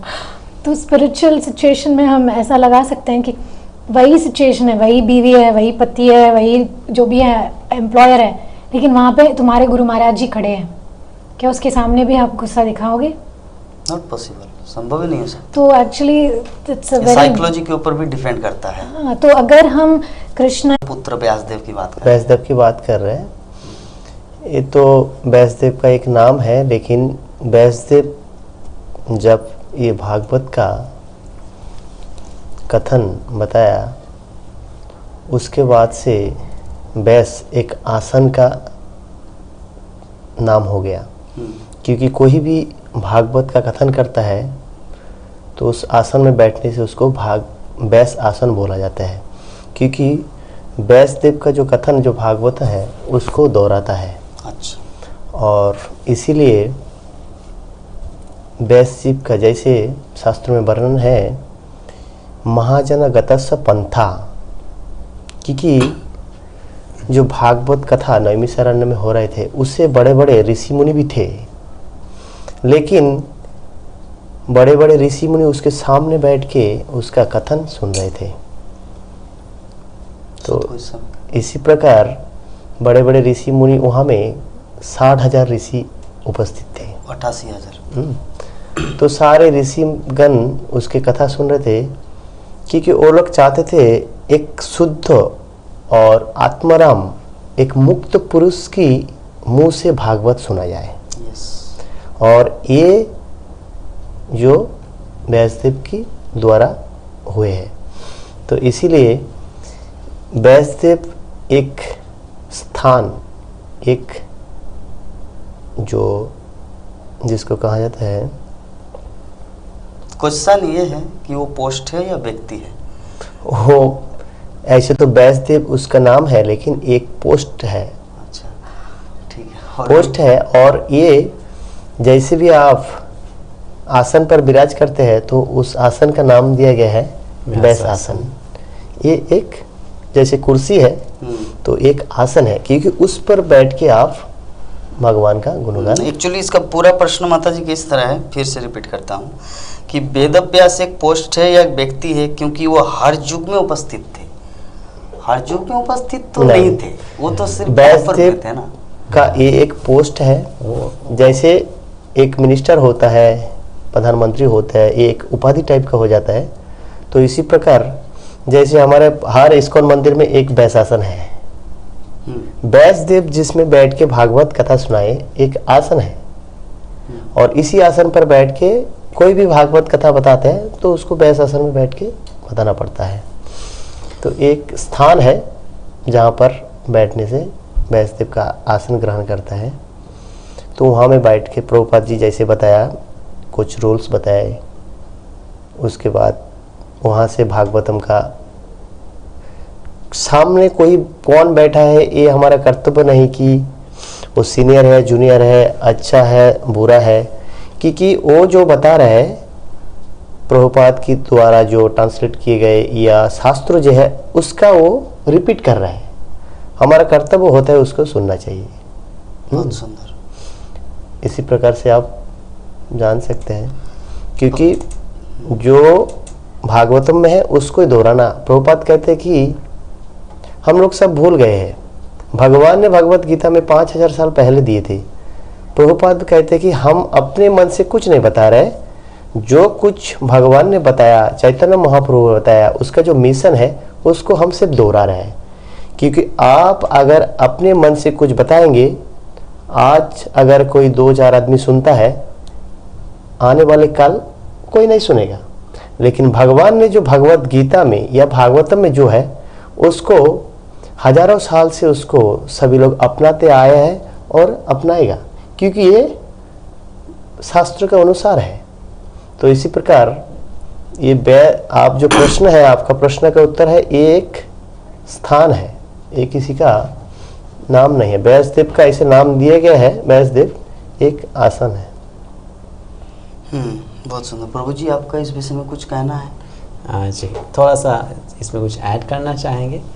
देखिए, पहली बात तो आपका जो प्रश्न है कि व्यासदेव जी हर युग में उपस्थित हैं, आप ये उस दृष्टिकोण से शायद पूछ रहे होंगे कि व्यासदेव चिरंजीव हैं। चिरंजीव मतलब जो बहुत लंबी आयु तक जीते हैं। तो उस दृष्टिकोण से देखा जाए तो ये बात सत्य है कि व्यासदेव बहुत समय तक रहते हैं और उनका जो अनुभव है वो समस्त युगों का अनुभव है। अब व्यासदेव के बारे में क्या बताया गया है शास्त्रों में, और आपका जो प्रश्न आ रहा है उसके पीछे क्या संशय हो सकता है, उसको मैं थोड़ा सा सुलझाना चाहूँगा। व्यासदेव जी पराशर मुनि और सत्यवती के पुत्र हैं। उनका वास्तविक नाम है कृष्ण द्वैपायन व्यास। कृष्ण द्वैपायन। और व्यास क्यों? क्योंकि उन्होंने समस्त शास्त्रों का कंपाइलेशन, संलग्न किया, शास्त्रों को रचित किया। तो अब जो आपका प्रश्न है वो इसलिए भी हो सकता है क्योंकि भारत में कुछ लोगों की ये मान्यता है कि व्यासदेव एक व्यक्ति नहीं है, ऐसे अनेक व्यासदेव हुए और जितने भी पुराण हमारे पास हैं इत्यादि, वो एक व्यक्ति ने नहीं रचना की, अलग अलग लोगों ने अलग अलग समय में उसको लिखा। तो फिर उसमें फिर बहुत सारे कन्फ्यूजन्स ये आ जाते हैं कि फिर हम कैसे मान लें कि प्रामाणिक है, किसी ऐसे व्यक्ति ने जो स्वयं परफेक्ट नहीं हो, उसने कुछ लिखा हो तो वो परफेक्ट कैसे हो सकता है। तो हमें पहले तो ये जानना चाहिए कि व्यासदेव जिन्होंने वेदों की रचना की है वो एक ही है, और वो भगवान कृष्ण के साहित्यिक अवतार है, लिटरेरी इनकारनेशन। अब ये बात दूसरी है कि जब जब अलग अलग युग में भगवान उस अवतार में आते हैं, वो अवतार लेकर आते हैं, तो कोई कह सकता है चलो उस समय भगवान का अवतार इस व्यासदेव के रूप में हुआ था, अब अगले ब्रह्मा जी के दिन में अवतार इस व्यास के रूप में हुआ। लेकिन वास्तविकता में वो ऐसा नहीं है कि कोई भी सामान्य व्यक्ति व्यास बन सकता है या कोई भी सामान्य व्यक्ति व्यासदेव कहलाया जा सकता है। जैसे प्रभु जी कह रहे थे, हम व्यास आसन कहते हैं क्योंकि वो व्यास की गद्दी है, उस पर बैठने से कोई व्यासदेव नहीं बन जाता है। उस पर जो बैठता है वो व्यासदेव का रिप्रेजेंटेटिव होता है, प्रतिनिधित्व करता है। तो एक प्रकार से उसका सम्मान हम ऐसा करते हैं कि ये तो व्यास है, और कहते भी हैं, एक टाइटल के रूप में कह देते हैं कि आज की कथा के व्यास ये रहेंगे, ऐसा सुना होगा आपने, करेक्ट। लेकिन उसका अर्थ ये नहीं है कि वो साक्षात भगवान के अवतार व्यासदेव है जिन्होंने समस्त वेदों की रचना की है।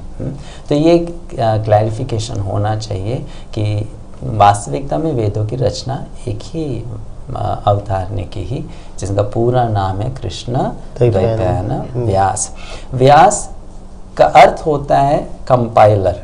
अब कोई व्यक्ति एक पुस्तक कंपाइल करेगा, उसको भी हम व्यास कह सकते हैं, लेकिन उसको व्यास कहने से वो वाले व्यासदेव नहीं बन जाएंगे, है ना, ऐसा नहीं होगा। तो उसी प्रकार से व्यासदेव जो पर्सनालिटी हैं, जिन्होंने भागवत की रचना की, वेदों की रचना की, पुराणों की रचना की, वो एक है, भगवान के अवतार हैं, हमारे लिए पूजनीय हैं। और अन्य जो उनके मार्गदर्शन में कार्य करते हैं उनको हम उनका रिप्रेजेंटेटिव, प्रतिनिधि समझते हैं। ये मेरा अंडरस्टैंडिंग है इसमें।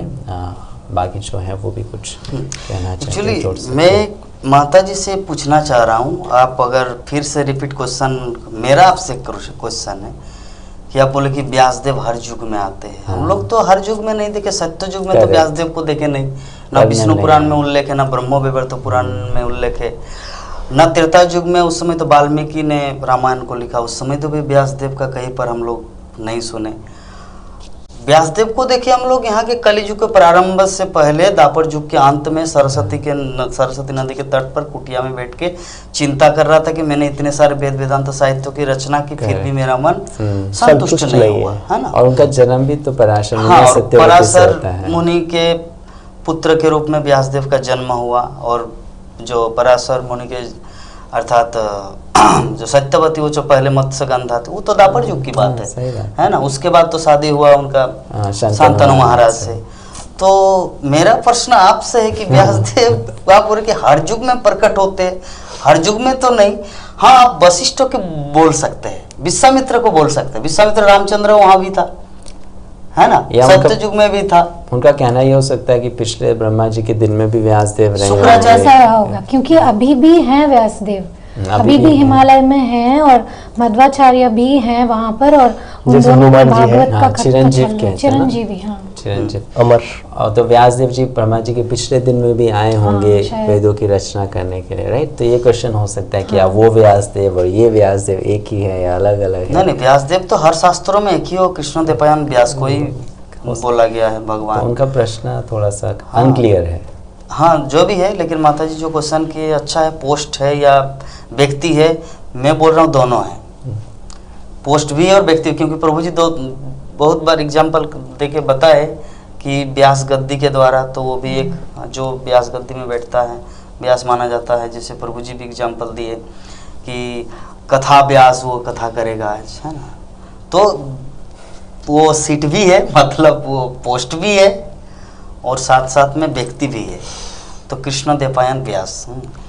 हाँ, साथ में एक और चीज़ ऐड करना चाहेंगे। माता जी का प्रश्न ऐसा भी हो सकता है, जैसे हम कहते हैं ना, डेमीगॉड्स एक पोस्ट होती है, इंद्र देवता एक पोस्ट है, एक पद है, कोई भी व्यक्ति इंद्र देवता के पद को ऑक्यूपाई कर सकता है।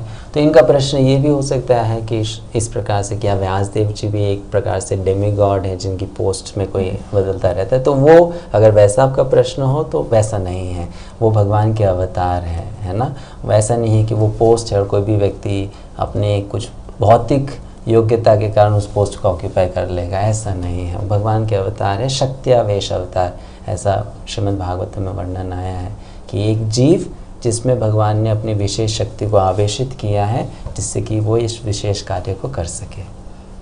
तो और हम लोग चैतन्य चरितमृत में भी देखते हैं कि कृष्णदास कविराज गोस्वामी लिखे हैं, एक्चुअली वेदव्यास जो है ना वो साधारण व्यक्ति में साक्षात कृष्ण है कि माया मुग्ध जीवन नहीं सतो कृष्ण ज्ञान अतवेव कृष्ण कोइलो वेद पुराण। तो कृष्ण कोइलो मतलब कृष्ण ने किया वेद और पुराण की रचना। तो कृष्ण कोइलो मीन्स कृष्ण व्यासदेव के रूप में आए, है ना। तो ये साक्षात भगवान है। तो इस प्रकार हम लोग समझ सकते हैं माता जी। मुझे लगता है माता जी मैसेज किए, आई गॉट मतलब क्लेरिफाई हो गया। हाँ, और एक चीज जैसे शुक्राचार्य हर युग में दिखते हैं, है ना। हम लोग रामचंद्र के उस समय भी शुक्राचार्य को देखे, वो इसीलिए कुछ लोग को है जिसको अमरता प्राप्त है। और एक दूसरा दृष्टिकोण ये भी है क्योंकि शुक्राचार्य तो देव गुरु मतलब राक्षस असुर गुरु है ना। तो असुर गुरु है, इसीलिए जब जब असुर लोग यहाँ पर आके आक्रमण करता है तो गुरु तो रहना ही है, इसीलिए ठीक है। तो एक और प्रश्न माता जी का और एक था कि all Veda and Purana and Bhagavatam was written by one person और डिफरेंट पर्सन। वो तो क्लैरिफाई हो गया कि एक ही व्यक्ति व्यासदेव ने रचना किया। 108 उपनिषद 18 पुराण। और लास्ट में माता जी का प्रश्न माता जी के लिए है कि माता जी दंडवत प्रणाम बांग्ला में किए हैं, मैं हिंदी में ट्रांसलेट कर रहा हूँ। আপনাকে ধন্যবাদ, आपको ধন্যবাদ। আমি বিদেশে থাকি, ওই জায়গায় খাওয়ার সঠিক ব্যবস্থা নাই, কোম্পানির খাবার খেতে হয়, নিজে বানিয়ে খাওয়ার ব্যবস্থা নাই, তাহলে আমি কি করব? তাহলে কি আমি भक्ति पथे আসতে पारबो ना?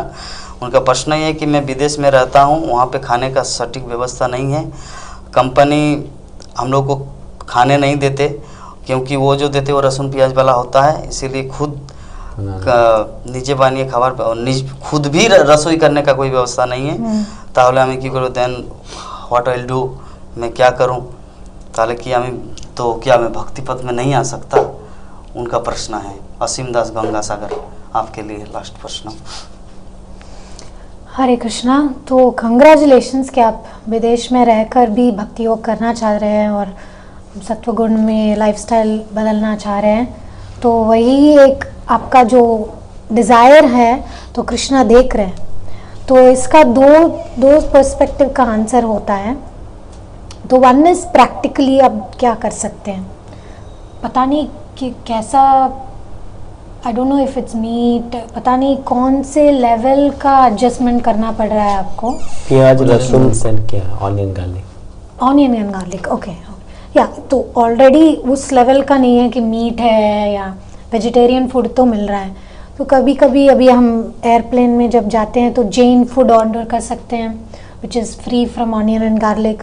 तो आप थोड़ा सा कभी कभी डिवोटीज़, जब हम डिवोटी बन जाते हैं तो कभी कभी हम ज़्यादा सात्विक रहते हैं तो ज़्यादा चुप रहते हैं कि सब सह लेते हैं, सब टॉलरेट कर लेते हैं। लेकिन कभी कभी जब हम दूसरे बाहर के लोगों के साथ रहते हैं तो थोड़ा असर्टिव होना चाहिए।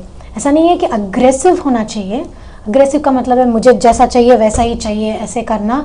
और तमोगुण में हम चुप रह सकते हैं और मन ही मन में बुरा लग रहा है हमें, पूछ नहीं सकते, ऐसा हो सकता है। तो रजोगुण में हम क्रोध कर सकते हैं, लेकिन सत्वगुण में हम प्रस्तुत कर सकते हैं कि देखिए कभी कभी मैं कभी कुछ रेस्टोरेंट में कोई मीटिंग में जाती हूँ तो मैं कहती हूँ मुझे ऑनियन और गार्लिक से एलर्जी है। तो हर एक कंपनी में थोड़ा सा एडजस्टमेंट करते हैं, वो उसको एलर्जी है तो बदल सकते हैं कुछ, ऐसा हो सकता है। दूसरा ऑप्शन हो सकता है कि सारी चीज़ों में शायद ऑनियन गार्लिक नहीं होता है, कुछ चीज़ों में हो सकता है, तो वहाँ पर भी आप थोड़ा सा एडजस्ट कर सकते हो। नहीं तो कभी कभी जब मैं फॉरेन में रह रही थी तो किचन में जो लोग हैं उनके साथ थोड़ा दोस्ती करके जो साइड में जो चीरा जो भी है थोड़ा सा एडजस्टमेंट करना। तो आप प्रार्थना कर सकते हो कृष्ण के सामने कि मुझे ये डिज़ायर है कि सत्वगुण का खाना खाने का मन है, तो प्लीज़ मुझे कुछ अरेंजमेंट कर दीजिए। पक्का कृष्ण विल हेल्प यू, कोई ना कोई बंदोबस्त हो जाएगा, किसी ना किसी के तरह एक रास्ता खुल जाएगा अगर आप चाहते हो तो। और दूसरा ये है कि अगर परिस्थिति कितने लॉन्ग टर्म का है, अगर एक हफ्ता, एक मास, 2 मास के लिए हैं तो कैसे एडजस्ट कर सकते हैं, ये कुछ और हो सकता है। अगर लॉन्ग टर्म का है तो कुछ ना कुछ प्लान करना पड़ेगा, लेकिन हमसे नहीं हो पाएगा। Only Krishna can help you. तो आप ये ऐसा मत सोचिए कि छोटा सा चीज़ है, এটা আমি বাংলা বলে দিচ্ছি একটু তাহলে মানে এটা ছোট জিনিস না, এটা একটা বড় জিনিস। কেন মানে যা আমি খাই ওর থেকে একটা কনসিয়াসনেস আসে। তাহলে আপনি কৃষ্ণের সামনে যাবেন আর বলবেন যা আপনার কৃষ্ণ প্রসাদ খাওয়ার জন্য আমার মন খুব করছে, দয়া করে একটা অ্যারেঞ্জমেন্ট করে দাও। আর এটা আমার সাথে হলো, ये हमारे साथ भी हुआ। मैं मैक्सिको में रह रही थी और प्रसाद के लिए मुझे बहुत दिक्कत हो रही थी, तो मैंने बहुत प्रे किया बस। और एक डिवोटी थी जो 10 किलोमीटर दूर में थी, वो एक दिन माता जी ने फ़ोन किया और पूछा सब ठीक चल रहा है, क्या हो रहा है। मैंने कहा थोड़ा प्रसाद के लिए मुझे मुश्किल हो रहा है ऐसा। तो नेक्स्ट वीक से ही रोज़ मुझे वो प्रसाद भेजने लगी। रोज़ नहीं, 2-3 दिन के लिए बेचती थी और मैं फ्रीज़र में रख के उसको खाती थी। तो मेरा एक्सपीरियंस से कह रही हूँ कि अगर हमारे मन में where there is a will there is a way, और वो विल जो है वो कृष्ण, टू आस्क कृष्ण के मदद लेने का विल जो है तो रास्ता बन जाएगा। और स्पिरिचुअली दूसरे ओर देखा जाए तो वेरी इंपॉर्टेंट बात ये है कि आप पीछे मुड़कर मत देखिए। ऐसा मत सोचिए अरे 1 साल से यही खा रहा हूँ और ये हो रहा है वो हो रहा है। पास्ट में मत रहिए, प्रेजेंट और फ्यूचर के बारे में सोचिए। कोई इट्स नो यूज़ पहले का सोचकर अरे ऐसा करना था, मुझे ऐसा हो रहा है, वो भी तमोगुण है। कृष्ण भगवद गीता में कहते हैं कि न शोचति न कांक्षति। शोचति मतलब मुझे ऐसा करना था, वैसा करना था, ऐसा नहीं करना चाहिए था, ऐसा नहीं होना चाहिए था, इस सब से कोई यूज़ नहीं है। और न कांक्षति, अगर फ्यूचर में होगा, ज़्यादा भी ऐसा नहीं सोचना चाहिए। अब क्या कर सकते हैं हम? प्रार्थना कर सकते हैं, तो वो कर सकते हैं हम। तो दूसरे फिलोसॉफिकल पर्सपेक्टिव से हमारे हाथ में नहीं है, कृष्ण के हाथ में है।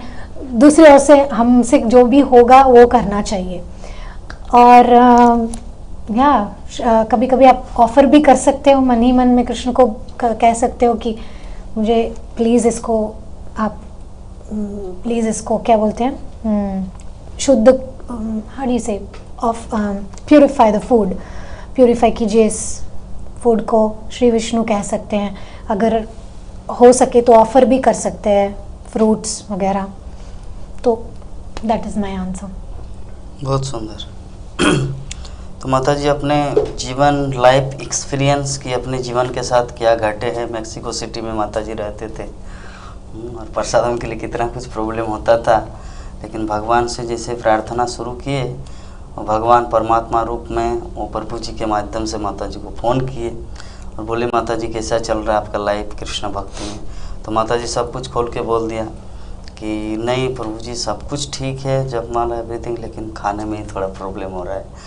और कुछ माता जी बता दे कि फ्रिज में रख के उसको ये करते करते खाना, क्योंकि मैक्सिको में एक एवरीथिंग, चिप्स और एनीथिंग, उसमें नॉन वेजिटेरियन चीज़ें होती थी, तो बहुत मुश्किल था वहाँ पर एडजस्ट करना। और उस डिवोटी के लिए भी हेल्प हो गया, आई कुड बाय, बिजनेस हो गया उसको भी जो भेज रहे थे प्रसाद। तो कोई हो सकता है आपके पास में भी कोई भक्त, कोई फैमिली हो और उसको आप थोड़ा मंथली कुछ दे सकते हो और वो कुछ आपके लिए कुछ बना सकते हैं, और सिर्फ आप हीट कर सकते हो आपके होटल में या कंपनी में। नहीं, अभी तो पहले और अब में तो बहुत फर्क हुआ है। प्रभुपाद की कृपा से अभी इस्कॉन का प्रभाव ऐसा है कि प्रत्येक क्षेत्र में कोई ना कोई एक इस्कॉन डिवोटी तो जरूर मिलेगा। सेंटर अगर बहुत दूर रहे लेकिन भक्त तो जरूर मिलेगा अगर वो सर्च करे तो। इसीलिए उनको एक काम करना है प्रभु जी। मैं इस संबंध में मैं और एक सजेशन आपको देना चाहूँगा कि मान लीजिए जैसे माता जी मैक्सिको का उदाहरण दिया, आप चले गए लॉस एंजलिस, तो लॉस एंजलिस चले गए तो हमारे टेम्पल है इधर, आप रहते हैं कम से कम 40-50 किलोमीटर दूर। हाँ, तो अभी आपको मंदिर एक दिन आना है और मंदिर में आके जो समस्या हो रही है वो आपको बताना है कि मैं जहाँ पे नौकरी करता हूँ, मैं जहाँ पे रेंट लेके रह रहा हूँ, क्या वहाँ पर कोई ऐसा भक्त है, क्योंकि आपके खाते में, आपके रजिस्टर में मतलब सेंटर रजिस्टर में तो बहुत सारे भक्तगण महीना कितना डोनेशन देते हैं, वो माता जी इतना देते हैं, वो कहाँ रहते हैं, तो उसमें शायद कोई ना कोई ऐसा व्यक्ति, ऐसा भक्त मिल जाएगा, है ना। ये प्रॉब्लम तो सबके, पहले तो बहुत ही प्रॉब्लम था, अभी तो कुछ भी नहीं है। अभी हर जगह जस्ट एक फ़ोन कॉल घुमा।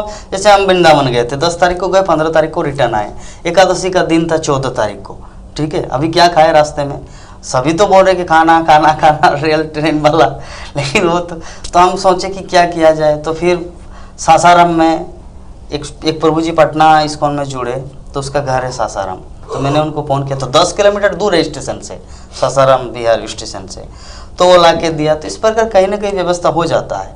जाने के टाइम धनबाद स्टेशन में एक प्रभु जी को फ़ोन किया, वो प्रसादम दे दिया। जब उज्जैन जाते हैं, ससुराल, ठीक है, जब उज्जैन जाते हैं तो वहाँ पर कभी प्रयागराज स्टेशन में कोई भक्त मिल जाते हैं, वो ला देते हैं, कभी गया में, गया जंक्शन, तो इस प्रकार कहीं ना कहीं मिल जाएगा। और अल्टीमेटली जो माता जी जो बताए कि प्रे करना है, भगवान से प्रार्थना करना है, लेकिन ऐसा नहीं कि भगवान से प्रार्थना किया और 1 महीना आपको नहीं मिला तो भगवान को कंप्लेन किया, ऐसा भी नहीं करना है। क्योंकि हमारे षोडश गोस्वामियों का आचरण सीखना है। हमारे षोडश गोस्वामीगण भगवान से क्या, किस लाइफ स्टाइल से उन्होंने भक्ति किया। हम लोग जानते हो वाला घटना कि सनातन गोस्वामी आने वाले थे, तो रूप गोस्वामी के मन में ये भावना हुआ कि चलिए अगर आप एक सुंदर सा खीर बना के सनातन गोस्वामी को खिलाते तो कितना सुंदर होता। तो शुद्ध भक्त है, शुद्ध भक्तगण जो भी चिंता करते भगवान को पूर्ण करना होता है। इसलिए राधा रानी वहाँ पर आए छोटी बालिका के रूप में, और उनको खीर दिया, सब कुछ दिया। उसके बाद जब सनातन गोस्वामी उसको खाए तो बोले कि कौन बनाए, बोले कि एक लड़की ला दिए थे। बोले ये तो साक्षात राधा रानी के हैं, आप ब्रजधाम में भक्ति करने के लिए आए हैं या राधा कृष्ण को कष्ट देने के लिए आए। तो कभी कभी हम लोग को अब षोडश गोस्वामियों का भी ये करना है कि मेरे द्वारा कृष्ण को कष्ट ना हो, इसीलिए ये भी प्रे भी करना है, लेकिन ऐसा नहीं कि कृष्ण को कष्ट हो जाए। इसलिए थोड़ा सा खुद को ही मेहनत करना है, सेंटर के साथ जोगाजोग रखना है, ऐसा कुछ। एक्चुअली एक सीक्रेट आंसर है। एक सीक्रेट क्या है, अगर आप कुछ मदद चाहते हैं तो बेस्ट आप किसी और भक्त को थोड़ा मदद दीजिए। शायद कोई और भक्त हो पास में या किसी और गांव में जिसको किसी भी कार्य में दिक्कत हो रही हो प्रचार करने में, आप वहाँ पर थोड़ा दान दीजिए, कुछ चैरिटी कीजिए, और वो करने से यहाँ पर आपका जो दरवाज़ा बंद है वो खुल जाएगा। और हमारे सब व्यूअर्स को ये रिक्वेस्ट है, जैसे प्रभु जी सब उदाहरण दे रहे थे, उज्जैन में आप जा रहे हो ट्रेन में, नहीं तो हम भी बहुत सारे बार एमिरेट्स में जाते हैं, वो दुबई में थोड़ा सा ब्रेक मिलता है, फिर हम विदेश जाते हैं, तो हर बार दुबई में डिवोटीज प्रसादम लाते हैं एयरपोर्ट में, हर बार कोई ना कोई। और कभी कभी तो हमें नाम भी नहीं पता है कि कौन डिवोटी है ये। तो ये रिक्वेस्ट है सब व्यूअर्स के लिए कि आप थोड़ा ध्यान रखिए, आपके आसपास कोई डिवोटी है, कोई बैचलर है, कोई ब्रह्मचारी है जो ट्रैवलिंग कर रहे हैं, नहीं तो कंपनी में काम कर रहे हैं, तो थोड़ा पूछिए कि अगर क्या उसको प्रसाद की हेल्प चाहिए। तो ऐसे हम एक कम्युनिटी में एक दूसरे का मदद कर सकते हैं। किसी को पैसों का ज़रूरत है तो आप कीजिए, किसी का प्रसाद का ज़रूरत है तो आप कीजिए। तो इसी तरह हम एक दूसरे का अगर ख्याल रखेंगे तो इसी में भगवान खुश होते हैं। ऐसा नहीं है कि सिर्फ हमें कुछ करना होगा, हमें देना होगा। तो देने में एक्चुअली हमें मिल जाता है सब कुछ जो भी चाहिए भक्ति करने के लिए। बहुत सुंदर माता जी। तो चलिए, हमारा समय सीमा तो पार हो गया। अभी एक यूट्यूब से एक इमरजेंसी क्वेश्चन आए हैं, तो ये लास्ट में प्रभु जी से लेते हैं, फिर हमारे आज का जो प्रोग्राम उसको विराम देंगे। यूट्यूब लाइव चैट से प्रश्न है गौरव मुखर्जी कि प्रभु जी कृष्ण है तो परीक्षा क्यों नहीं। प्रश्न इस प्रकार है कि भगवान हम लोगों की परीक्षा इतना ज़्यादा क्यों लेते हैं? देखिए, ये तो व्यक्तिगत दृष्टिकोण हो सकता है कि भगवान किसकी कितनी परीक्षा ले रहे हैं। तो पहले हम ये जानें कि परीक्षा होती क्यों है। स्कूल में परीक्षा क्यों होती है? बच्चे को फेल करने के लिए ना, बच्चे को पास करने के लिए, उसको नेक्स्ट लेवल में पहुंचाने के लिए, प्रमोशन के लिए। कोई भी स्कूल परीक्षा का पेपर इस प्रकार डिज़ाइन नहीं करता है कि सारे के सारे बच्चे फेल हो जाए ऐसा कुछ नहीं है। तो देखिए, जीवन में परीक्षाएं आती हैं, पहली बात ये हमें जानना है। लेकिन कभी कभी हम अपनी ही कल्पना से किसी भी सिचुएशन को परीक्षा मान लेते हैं या कुछ भी इमेजिन करने लगते हैं। भगवान बहुत कठोर परीक्षाएं तो केवल अपने बहुत शुद्ध भक्तों को ही देते हैं, विशेष भक्तों को देते हैं, क्योंकि वही उन परीक्षाओं में पास हो सकते हैं, है ना। भगवान हमें कभी भी वैसी परीक्षा नहीं देंगे जो हमारे पास होने की क्षमता से परे होगी या हमारे लेवल से बहुत ऊंची होगी। ऑफ कोर्स अगर आप समझ लीजिए लेवल 10 पर हो तो आपको ऐसी परीक्षा दी जा सकती है जो लेवल 11 की है ताकि आप उसके पार जा सको। लेकिन ऐसा नहीं है कि आप लेवल 10 पर हो और भगवान आपको लेवल 90 बहुत ऊंचे स्तर की परीक्षा दे देंगे कि आप वहाँ से गिर ही जाओगे, है ना। तो परीक्षाएँ आती हैं, कोई इसमें संशय नहीं है। लेकिन उस परीक्षाओं को आप क्या आवश्यकता से ज़्यादा कठिन समझ रहे हो? क्या आपने प्रॉपर गाइडेंस नहीं लिया है दूसरों से कि कैसे उसको पार किया जा सकता है? कभी कभी क्या होता है, हमारी श्रद्धा कोमल होने के कारण हम छोटी छोटी समस्याओं को भी बहुत बड़ी मान लेते हैं, है ना, कि अरे ये तो पॉसिबल ही नहीं, हम कैसे करेंगे। लेकिन अगर जिसकी श्रद्धा बहुत स्थिर होती है वो तो बड़ी बड़ी समस्याओं को भी बहुत छोटा मानता है कि भगवान की कृपा से ये भी हो जाएगा। Correct, isn't it? तो आप परीक्षाओं के बारे में आपसे जो ज़्यादा मैच्योर है भक्ति में, है कि नहीं, ऑनलाइन तो आप काउंसलिंग नहीं ले सकते हो। जो आपको करीब से जानता है, जो भक्त आपके पास रहता है, आपकी लाइफ को जानता है, जिसके साथ अपने लाइफ की प्रॉब्लम्स को आप ओपनली शेयर कर सकते हो, आप उनसे डिस्कस कीजिए कि क्या चैलेंज है और उस चैलेंज के पार कैसे जाया जा सकता है ना। तो वो आपको गाइड कर पाएगा। कितनी बार हम अपने छोटे बुद्धि से प्रॉब्लम को इतना बड़ा मानते हैं और जो हमसे वरिष्ठ होते हैं, मैच्योर होते हैं, जब उनके संग में हम जाते तो हमको पता चल जाता है ये तो बहुत छोटी सी प्रॉब्लम थी, इसके लिए तो मैं ऐसे ही चिंता कर रहा था, ये तो इतनी आसानी से सॉल्व हो गया, है ना। तो इसलिए आप वैसे डिवोटी से जो आपके संग में जिनसे संग लेना पॉसिबल हो, आसानी से प्रैक्टिकली उसका सॉल्यूशन क्या है उनके संग में जाइए, डिस्कस कीजिए। और परीक्षा कितनी भी कठिन क्यों ना हो उसको हम पास कर सकते हैं, संभव है। ये शास्त्रों में इतने सारे उदाहरण है, उसकी कोई कमी नहीं है। मुकम करोति वाचालम पंगुम लंगायते गिरिम यत् कृपा तमहम वंदे श्री गुरु दिनतारणम, कि गुरु वैष्णव की कृपा से, भगवान की कृपा से असंभव संभव हो जाता है ना। एक गूंगा व्यक्ति, मूक व्यक्ति बहुत अच्छे से बोल सकता है, एक लंगड़ा व्यक्ति पहाड़ों के पार जा सकता है, एक अंधा व्यक्ति देख सकता है। तो इंग्लिश में एक कहावत है, ऐसा कहते हैं, don't tell God how big your problem is, है ना। आप भगवान को ये मत बोलो कि आपकी प्रॉब्लम कितनी बड़ी है, tell the problem how great God is. Problem को ये बोलो कि भगवान कितने बड़े हैं, प्रॉब्लम तो सॉल्व हो जाएगी। तो इस प्रकार हमें अपनी श्रद्धा को बढ़ाना है, अपने आत्मविश्वास को बढ़ाना है, निष्ठा को बढ़ाना है और प्रैक्टिकल सजेशन गाइडेंस लेनी है जो हमारे आसपास है कि इस प्रॉब्लम को कैसे सॉल्व किया जाए, इस चैलेंज के पार कैसे जाया जाए। तो हो जाएगा, अवश्य हो जाएगा। हरे कृष्ण। हमारी शुभकामनाएं आपके साथ में। बहुत बहुत धन्यवाद। मेरे गुरु महाराज एग्जाम्पल देते हैं कि जैसे एक पिता एक बच्चे को, जब छोटा बच्चा होता तो उसको ऐसे करते हैं, ओ बाबू रे, ऐसे करके उसको। तो अगर बच्चा को अगर पूरा छोड़ दे, ब्रह्मांड पूरे आकाश मंडल फेंक दे तब तो बच्चे मर जाएंगे। तो पिता को पता है कि इसको कितना सेंटीमीटर में कितना दूर फेंकना है, फिर उसको कैच करना है। तो उसी प्रकार कृष्ण को पता है हम लोग को कितना परीक्षा लेंगे। और दूसरी बात ये भी, खुद का भी थोड़ा बुद्धि लगाना चाहिए। हमारे गांव घर में विभिन्न जगह बहुत सारा माइक बजता रहता है, फिल्मी गाना भी बजते रहते हैं। उसमें बोलते हैं ना, दुनिया में कितना गम है, मेरा गम कितना कम है। तो ये चीज भी अप्लाई करना है कभी कभी लाइफ, है ना। दुनिया में कितने सारे गम है ना, कितना सारा दुख है। अगर उस दृष्टिकोण से देखा जाए तो मेरा गम, हमारा जो दुख है तो कुछ भी नहीं है। कि कृष्ण सारा जगत, यूक्रेन, पुतिन, रसिया, मार पीट, गटर में डाल देना, मुर्दा लाश, जिंदा लाश, कितना गम है। हमारे पास क्या है, सुंदर लाइफ जी रहे, कृष्ण भक्ति कर रहे, है ना। चीज को थोड़ा नहीं। और एक है कि अगर परीक्षा ले रहा है तो उसे भगवान का स्मरण भी ज़्यादा से ज़्यादा उसको हो रहा है। हाँ। ये भी है क्योंकि भगवान आपको एक मौका दिया है कि आप ज़्यादा से ज़्यादा उसी समय भगवान का स्मरण, चिंतन ज़्यादा होता है। क्योंकि हम सुख में ज़्यादा भूल जाते हैं और दुख में और कठिन परिस्थिति में भगवान का स्मरण करते हैं। तो ये भी एक अच्छा परिस्थिति कि आप अगर दुख में है, कठिन परिस्थिति में है, तो आप ज़्यादा से ज़्यादा कृष्ण का स्मरण करिए, इससे आपको ज़्यादा से ज़्यादा फायदा है। ये भी एक तरफ से अच्छा है, क्योंकि कुंती महारानी भी मांगते हैं दुख, है ना। दुख में क्या होता है, कृष्ण का बहुत अच्छे स्मरण होता है। एक छोटा सा उदाहरण देके समाप्त करेंगे।